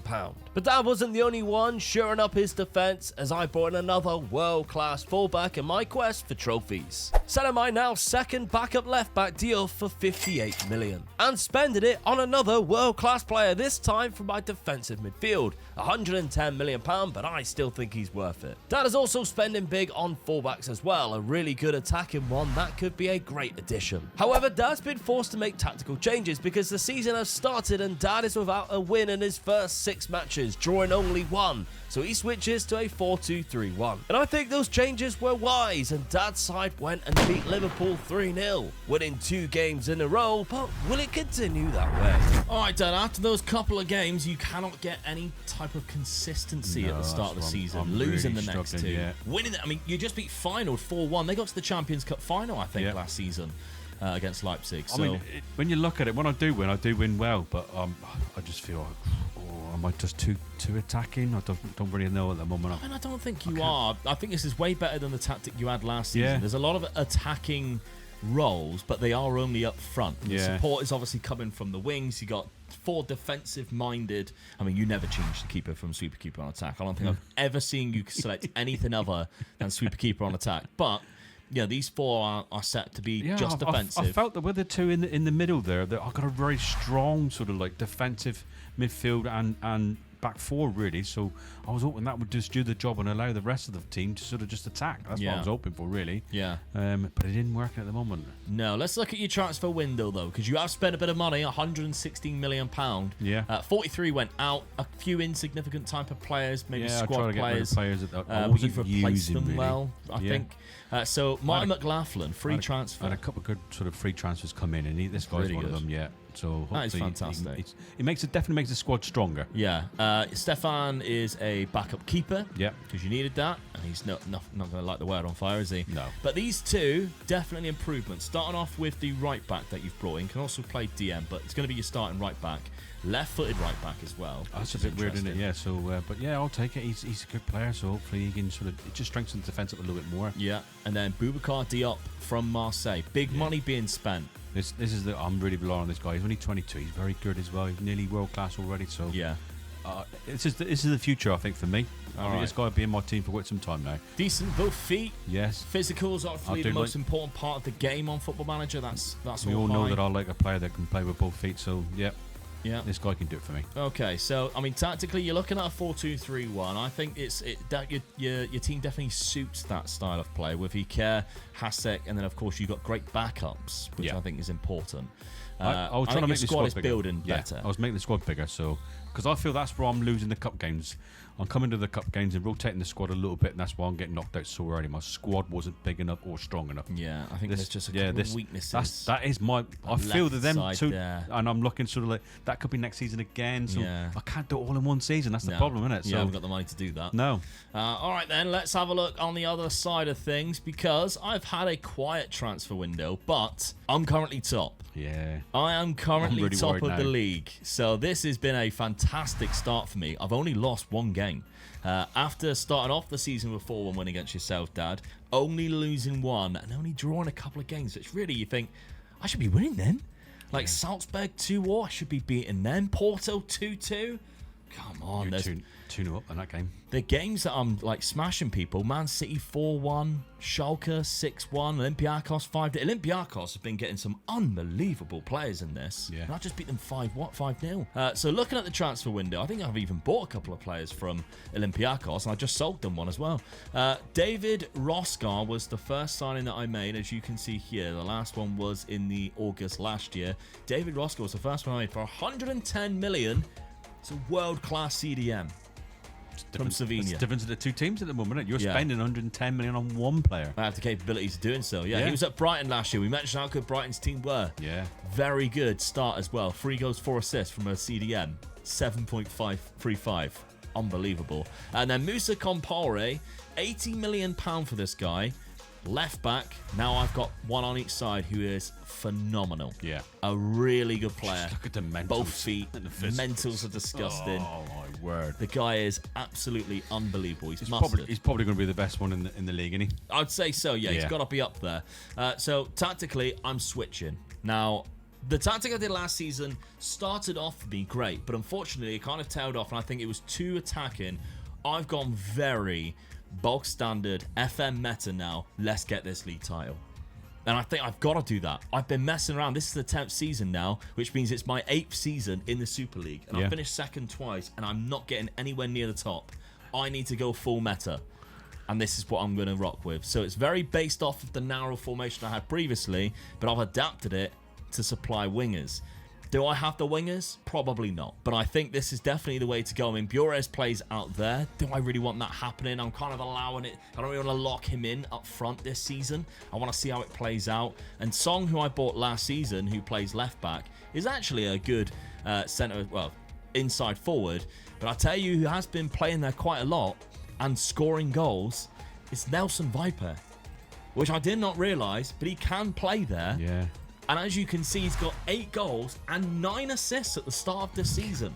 Just reborn him again, haven't you? It's very impressive after a Yeah. year off, if anything. Yeah, he did, yeah. He's back in. Nelson is back in the team in a new role as an inside forward. So I'm invested. I am invested in this. You can see his name dotted around a lot here. And I've got Feyenoord next in the cup. We know they are good. They've got quite far in the last season. It's the second round as well, which worries me because the money doesn't come until at the 5th round. But I mean, there we go. In terms of your second round matchup, you've got Spurs, hilariously. I got him twice. Yeah. Back-to-back Spurs games. One of them away, one of them at a neutral ground. Oh, dear. Well, I don't mind what you do in the league, just give me the cup. Yeah. Just get as far as you possibly can in the cup and you'll start having some money. Yeah. That's the secret in this database. But let's see, season number 10 now. As I said, it's my 8th one. And I'm top. It's in my hands this season. Can I bring it home? Yes, I just need to make sure I keep plugging away and winning games in the league. I have been blowing teams out of the water, not really conceding a lot, still sitting in top spot and opening up a gap to Chelsea in second place. That unfortunately failed to get past Spurs, who scored in extra time to win the second tie. And after a close round against Sampdoria later in the Champions Cup, I have drawn Legia in the 5th round. That striker Roman Thierry has been on goal-scoring form, however, and has been helping 20 pull away from the relegation zone. His run continued, and win after win, Dad's side kept climbing towards the end of the season. However, he won't be too pleased with how my Malmo strike force continue to ruin the Super League defences, because both Bures and Benkov are on fire, and with just a small chunk of games remaining, we sit top of the league. Could this be the year? We also have a chance for revenge against Leipzig in the semi-final of the Champions Cup, one season after they beat us at this stage last year. Which means I could actually end this series in one swoop by winning both trophies this season. But unfortunately for me, Leipzig somehow kept my guys quiet and beat us in a penalty shootout after a 0-0 draw. In what was the biggest smash and grab ever, as we missed 4 penalties but had 19 shots to 0 during the full 90 minutes plus extra time. How have we not won that? The good thing is though, after a late push by Real Madrid, we still hold on and lift the Super League title with 109 points. Which means one of the 2 trophies has been won, and I'm halfway there. Finally! The first man to pick up one of the trophies. Had to come, didn't it? You were getting close and closer, weren't you? So Yeah. I mean, It's about damn time. you probably have got one of the best teams, or squad even, in the league at the moment. So I think you deserved it after when you're doing so well. I'm just really pleased with how close I'm getting now. I'm got away from being the bottom half. I'm coming up to the top half now. So I'm 74 slowly points. getting better. So yeah, I could have done with one more season. You not winning it really just give me a chance of getting it closer. Oh well. I was almost close to completing it in one go. It's semi-final by Leipzig again. But I'm like, Last season was exactly the same. Look, Done me a 2-0 they big beat favour. me then. 0-0 on penalties. And I would have gone to the final and faced Ipswich. Yet again, it was a huge opportunity to win the Champions Cup, and I wasted it. Very annoying. maybe luck is on my side. Maybe. As to where Dad got, I mean, you were knocked out in the second round again, Dad. They were Spurs very coming in. good. I Spurs mean, knocked I just you out. knew they were going to do me. When I had those 2 games in a row, I thought they Yeah. were going to do me there. But even in the 4th round, this is where all of the big clubs started getting eliminated. There's Man City there, Chelsea going out as well, Dortmund, who have been in and around the top. I don't even think Real Madrid are in this point. They're not. Barcelona went through against Luton, but then they were knocked out in the next round. Oh no, they didn't. They went by. Is it the quarterfinal? Yeah, Leipzig knocked them out. I don't know what it is, yeah, but these bigger clubs are just not winning or getting very far. Bayern Munich was knocked out in the 3rd round in this. It's been really bad. Inter Milan, there's Tottenham who went out by Galatasaray, so they're just not getting very far. This Champions Cup is really difficult, even for the big boys. Spurs beat me 3-2. Extra time. Extra time loss. Come on, lads. PSG also went out in the 2nd round by Leicester, and I think they were quite high up in the league table as well. So I still haven't even seen Real Madrid. We probably won't. There they are. They went through against Lille, so they were knocked out in the 3rd round then. That's as far as they managed to get. But, I mean, they were 2nd place in the league. We've seen all the names. And Leipzig are actually doing quite well in both. They've done all right in the Super League, but obviously they go through and they win the Champions Cup. That's 2 years in a row now. Yeah. 2 years in a row. Ipswich have got to the final twice in 3 seasons. This is unbelievable stuff from them. But Leipzig are going to be rolling in money next season. That could be quite worrying, to be fair, because they've already got a decent side. Look at that league table that you've won it quite comfortably off it. I mean, it's Well, only 3 3 points, but only when you 4 look at the losses. rest of the I mean, 4 losses, goal difference 100. You've won it quite comfortably off here. Yeah. You think the goal difference below? Oh, you're with Real Madrid 65. So yeah, you deserve to win it with stats like that. Really, I think. Benkoff was the top scorer There you go. last season. Obviously, he came in. Look at him now. I mean, 20 for composure. He looks phenomenal. Yeah, it does. Kind of just come out of nowhere as well. 29 goals in 43 games. It's not Nelson Viper levels, who is still knocking around. This is a redemption 25, era yeah. with 25. He did very well. And again, if you're looking at the form, it's all from the inside forward. You can see all these goals coming down here. It's inside forward all season. That's where he played. I love that. A little Brucey bonus here, wasn't it? Yeah. Thierry also had 29 goals, Dad. So he's up there, the same amount as Mbappe and Benkoff, which that shocked me because he wasn't your main striker. No, he won. So he's obviously just brought himself into the first team, scoring a lot of goals, getting a lot of assists. Got to be happy with that for Yeah, sure. definitely, yeah. Bures, who I obviously pushed out to the right-hand side, got the highest average rating in the league. So it tells me, I mean, like, well, I must have done something right. I thought it would be Your 2 bad wingers are knocking first out and second, don't yeah. So both of them, who are normally strikers, have done exceptionally well. I mean, Bures has got 18, got 21 assists this season, 15 last season. Very good. Really good stats from him, so I'm absolutely buzzing with that. But the money for next season, which I've only now got to win the Champions Cup, is £128 million. My wage budget is stupid high. So I can really play around with that. And there's still a few players that I might cash in on at this point. I tell you what, last season, I probably would have cashed in on Viper. But this season I can. And this is the only season he's actually wanted. And I definitely won't be selling him to Leipzig, that's for sure. But I mean, look at the statistics there. So many goals being scored and brought in. So I'm really happy with that. Good transfer budget. I might not even need to bring in or sell anybody. Yourself, though, Dad, we mentioned Thierry. Hassek's dropped off quite a bit. Yeah, he did, yeah. A bit disappointed with that, really. I could have done with him scoring a few more goals. Would have put me a little bit further up the table, but... he did play from the left, from the right, up front. He wasn't exactly... finding a hole. No. That's the finding a home, and that's the trouble. McLaughlin, who come on a free, that's really good. Yeah. He's done exceptionally well for you. 13 goals and 36. Not bad for a free transfer, but I definitely think that left-hand side needs looking at. Janssen hasn't done exactly very well compared to what he has in previous seasons. He's probably struggling with what's going on behind him as well. Yeah. So, because it is that left-hand side that's not doing very well, I feel. So, yeah. But you've got 30 million. Could have done one. Put another one in front of that, really, couldn't I? But that's what happens when you have a bad cup run. Yeah, I mean, the only good thing is I've got the 100% now. I've asked the board to change it. They've changed it for me.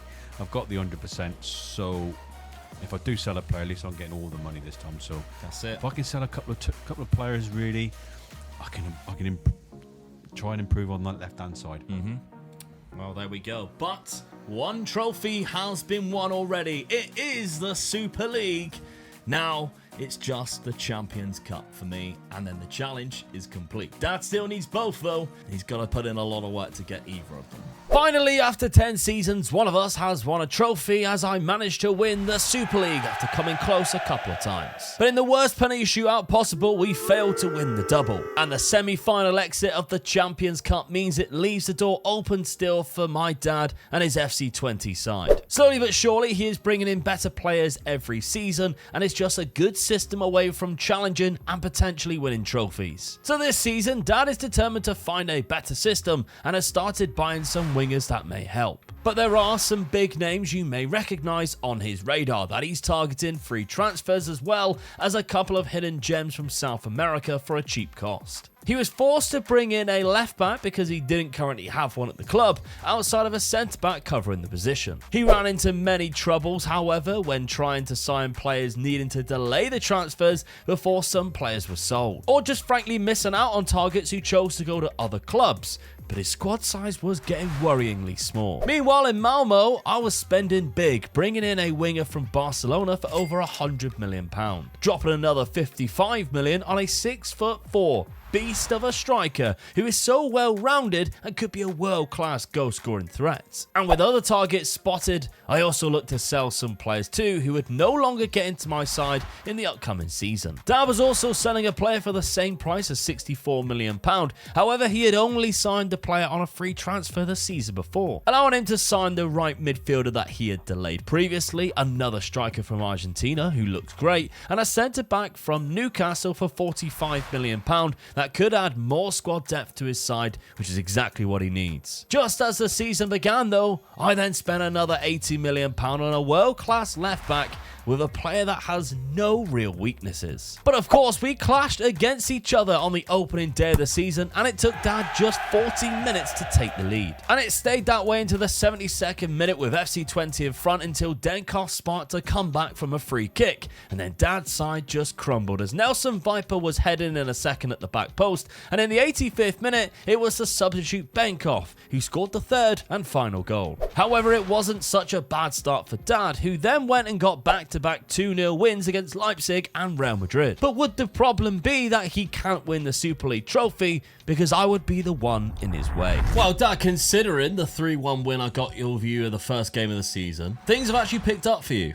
Yeah, definitely, yeah. Looking a little bit better now, especially near the end, the last 5 or 6 games, started getting into a winning routine, so that's what you need, really. Other than getting knocked out of the cup on penalties.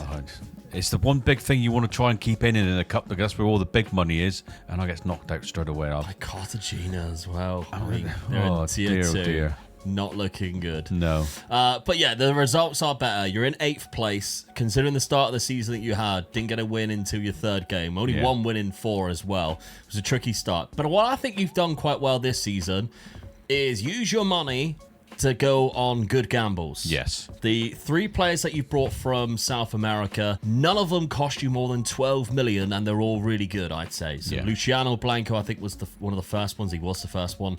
The right winger, the physicals on him is great. All right, he's 24, but I think he's still still getting good. better. Yeah. Mateus Del Calisto is probably the best one out of the 3. He looks a really good striker, doesn't he? So Yeah. I mean, he's also 24, but I still think he can develop a little bit more. Yeah, and then finally Alexis Freitas, who plays on the left-hand side. Again, a physical monster. Yeah. Actually, to be fair, I think this guy's probably the best out of the 3. Probably, yeah. He's going to supply the goals for me. So it's more of a squad building. What we've just seen counteract is what I'm actually going to say. I was hoping to sort of build a stronger squad for the cups. Yeah. And I got knocked out straight away, so that didn't work at all, did it? So You got fullback who can play on both sides. Didn't cost that much, but again, he's not that good in terms of the quality of the league. I mean, his technical's really let him down, to be honest. Centre-back's a good signing for £45 million. Not going to come in and obviously be your best First player team, or no. anything. And then finally, Severovic, who was a £20 million signing, again, plays on that left-hand side.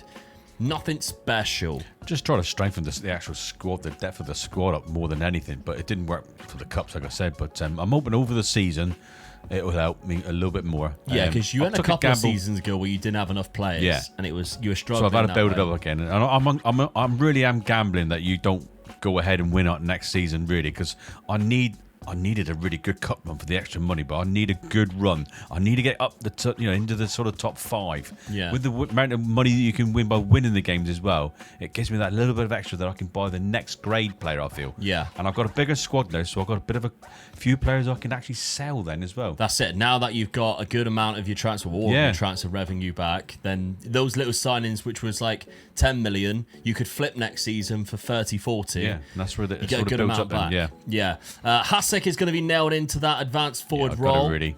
He's such a good striker, really. So I just got to hope that he sort of does the business for me. But I put that other striker I've got in, he'll do well.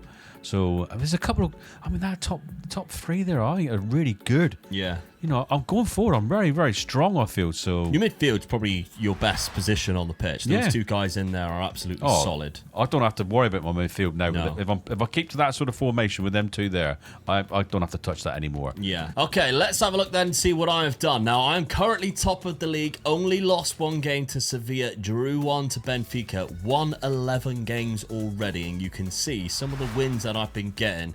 A lot of goals been going in as well. Didn't drop any points until we're about 6 games in either. 4-0 against Villa. Nice 3-0 against Brentford there. 6-1 Shakhtar. And that's because the signings I've been making have just been next level again. And I've got £36 million left. Not really anywhere to spend it. £99 million went out. Of course, £64 million on what I was using as a backup striker. Backup striker. Yeah, I know. And I spent £239 million. But, of course, after just winning the Super League, I need the next step now and win the Champions Cup. Now, Pavelka, £102 million on the right-hand side. I know, I just sold a winger, what was it, last season or the season before, Sinistera, for £100 million, who would probably have been better in that position.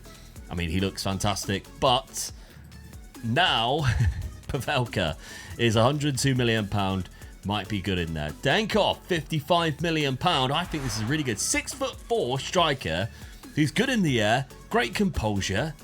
55 million, I think it's a bargain. Yeah, it was. I'm looking at, and he beats the offside trap. Yeah. He's strong, he's quick. You struggle to find a weakness, don't you, really? There isn't one. Maybe passing, to be honest, is kind of the only thing. And then finally I went for, is it Akas? Or is it not? I don't know. From Schalke, £82 million, world-class left Yeah, back. that's the left back I wish I could have bought, really, so I can't afford that. No. I think that's 3 seasons in a row that I've bought in a world-class left back. Yeah. There's another one there. And the season before that was Henry Song, I think. Yeah. So 3 seasons in a row. That's what I've been able to do. Now, tactically, I'm locking in some players this year. I know I've just won the league, but what I'm thinking is I need to lock these guys in for the cups. Yeah. I won the league with Vidal, Alfredo Vidal, who's 5'10" and only 4 jump and reach, playing majority of his games last season at centre-back. I needed to be playing centre-mid. I needed to play that CDM role so that my centre-backs can actually play centre-back. I want this keeper playing, although he is injured and out for 3 weeks with his torn wrist. But there we go. And I want these two up front, Denkov and Bures. I want to see what these two can do in this 4-2-2-2-2-2 wide roll. And let's see how this one plays out. Because as we see, it started off great. But can it continue? I haven't played a cup game yet. And I've got Leipzig in there. Leipzig keep knocking me out. They do, yeah. Come on, Leipzig. I need to get my own back and beat Leipzig so I can be crowned the Super League Champions Cup winner. Do you know what I really hate? Leipzig. They have beaten me in the semi-final of the Champions Cup twice in a row and now in the second round for a third year. And with overall a bad September and a couple of other losses, we give up our top spot to Real Madrid by the new year, a point behind them. Dan has actually found it really difficult and maybe his small squad is affecting his form as he slips down to 20th position. And by the end of the season, he was fighting to stay in the Super League instead of winning it as he scrapped for every point. But was it enough? Oh, I mean, quite the opposite happened to both of what we had planned for. Oh, I don't know what I've done there. Down to 30th. I mean, you were fairly safe. You were 8 points clear. It's not the fact of being fairly safe, it's the fact, what am I doing down there? I thought I'd strengthen my squad up there. I needed a bit more money, so I wanted to win more games. I just done everything I didn't want to do there, really. Yeah. Knocked out of the cup early. Awful, awful season. Probably one of my worst seasons. Yeah, I mean, I dropped down into 4th place from first, 113 points with Real Madrid there. But again, it's the cup that's really screwed me over, and it's Leipzig again. Get in, Leipzig. I can't believe it. 2-1. They give me another season. Thank you very much. Kind of ended my season early, but I mean, I was at my own fault around about this time. I was picking up too many losses. I mean, that loss to Real Madrid there really put the nail in the coffin. Mate, you can carry on winning the league if you want to. Yeah, September actually was really bad for me because that's when I was knocked out of the Champions Cup and I dropped too many points in the league. After that, I went on a nice little run, and then this area here really stunted my growth. But I mean, Nelson Viper's still banging in goals. He's got 4 there. The German who's been playing quite a lot from that left-hand side and doing really well. But there we go. So let's look at the statistics of this season. Obviously, I locked in quite a lot of players. I think that one was worth it. Yes. The keeper obviously is always 100%. one where you just put time into a keeper and he will be a lot better. Yeah. Vidal developed into a natural in that DM role, and now I don't really have to worry about locking him in there. I think that's the most important thing there. Locking the 2 strikers was my biggest upset, I think, because Bures only got 20 goals, 19 assists. Denkov only got 17. But Denkov, unfortunately, big injury. Broke his lower leg, out for 4 months. Obviously, I've locked him in, so as soon as he's back, he's playing again, and then he's out with shin splints. So that's never going to help whatsoever. That's the only downside, isn't it, locking a player in? Yeah. So I did not score the goals that I should be. Really, you don't really know whether that would have been a good thing for him, locking him in for the season because of his injuries. You don't find out then, do you? Yeah, really? exactly. So he could still, next season, you could lock him in again and he could be world class. Yeah, that's it. That's the trouble. So it was kind of like a void season for me, really. Let's have a look at yours then, Dad, because obviously second round with you as well. Goals-wise, Hasek, who you did lock in, got 20. Yes. But it's a supporting cast that's let you down. I'm still disappointed with that with 20 goals, really, but Yeah. that's why I'm where I am in the league. Even Roman Thierry, who last season got you 29 Yeah. league goals, only got you 7. Yeah. Only got you 7, and that's... Poor Both season. of us have got a lot to look at across this summer window.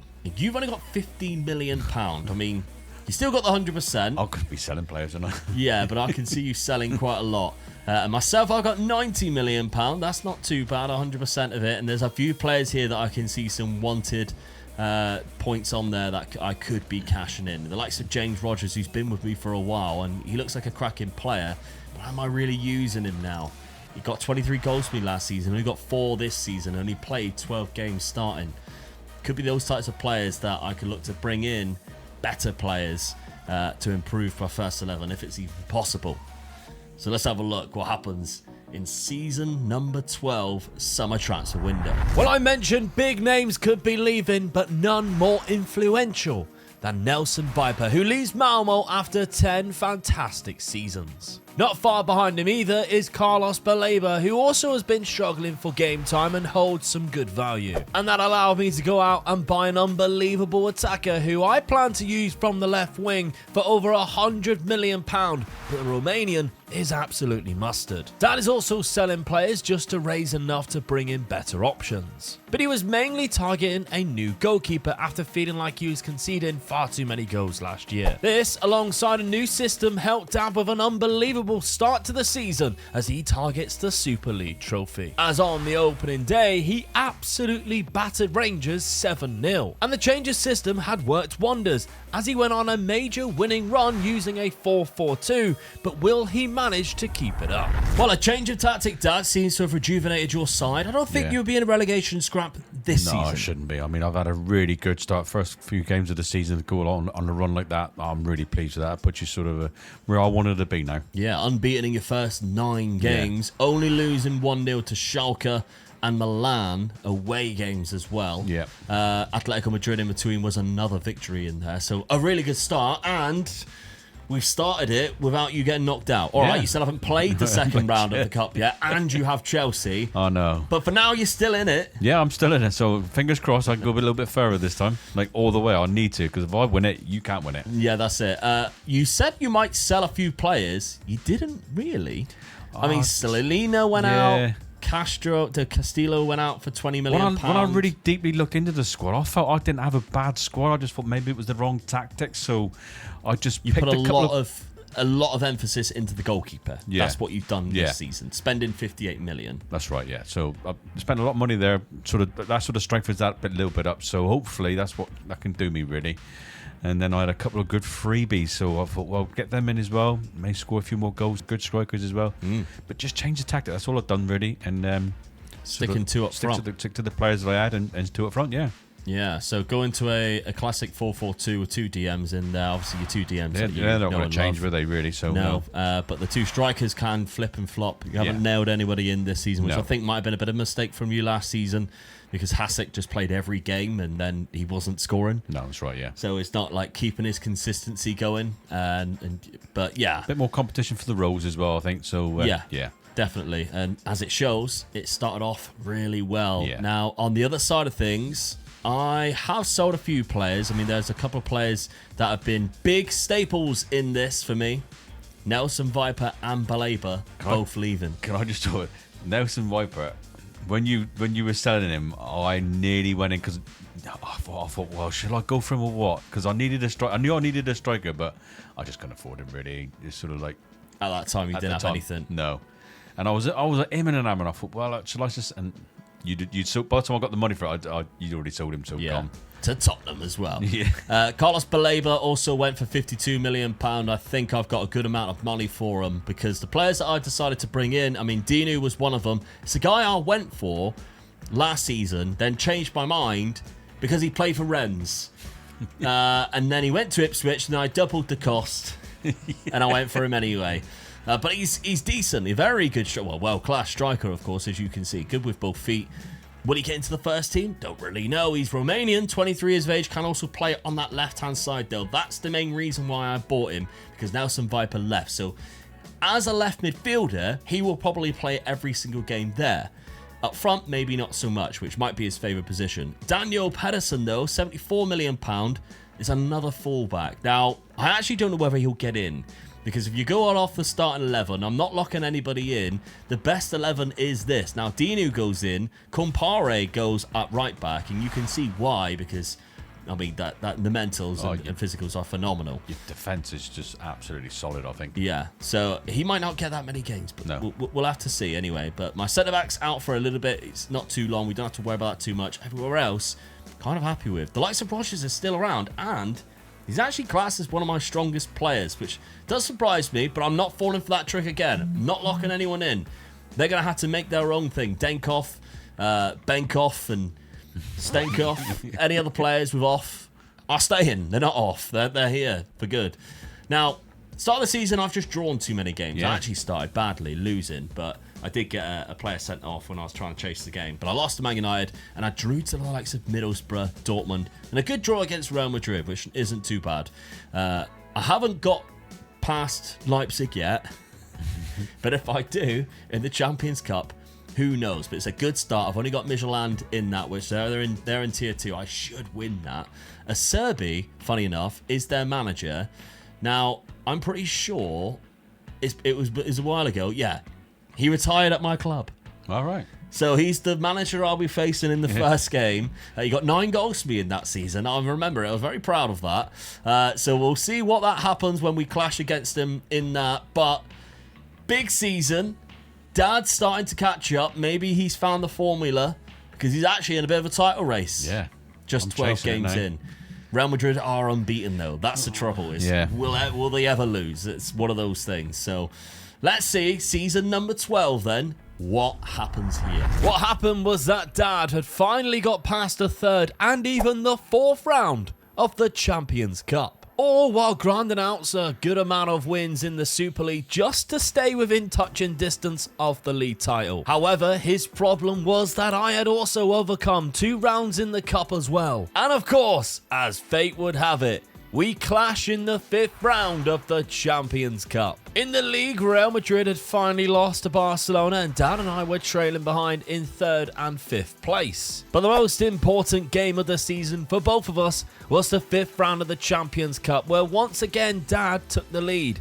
But just like in the previous fixture in which he lost 3-1, he couldn't hold on to his advantage, and my Malmo side, which seemed to rest a lot of world-class players, eventually woke up and scored 3 goals in total, knocking Dad out of the competition. And at this point, I went through into the quarterfinals where I beat Fenerbahce, and RB Leipzig were also eliminated into the semi-finals with a clash against Wolfsburg. And the game before the semi-final, I inflicted yet another loss onto Dad as he came to Sweden and I defeated his Twente side 3-0. But in the semi-final, with both teams taking the lead at some point in the game, only to be pegged back 2-2 in the final seconds, only 1 goal was needed. And in the 94th minute, Wolfsburg defender went flying into the tackle, which awarded us a last-minute penalty. And up stepped Benkov, who made no mistake, sending us into the final. So as we finally overcame the semi-final, just one team stands in our way of winning the Champions Cup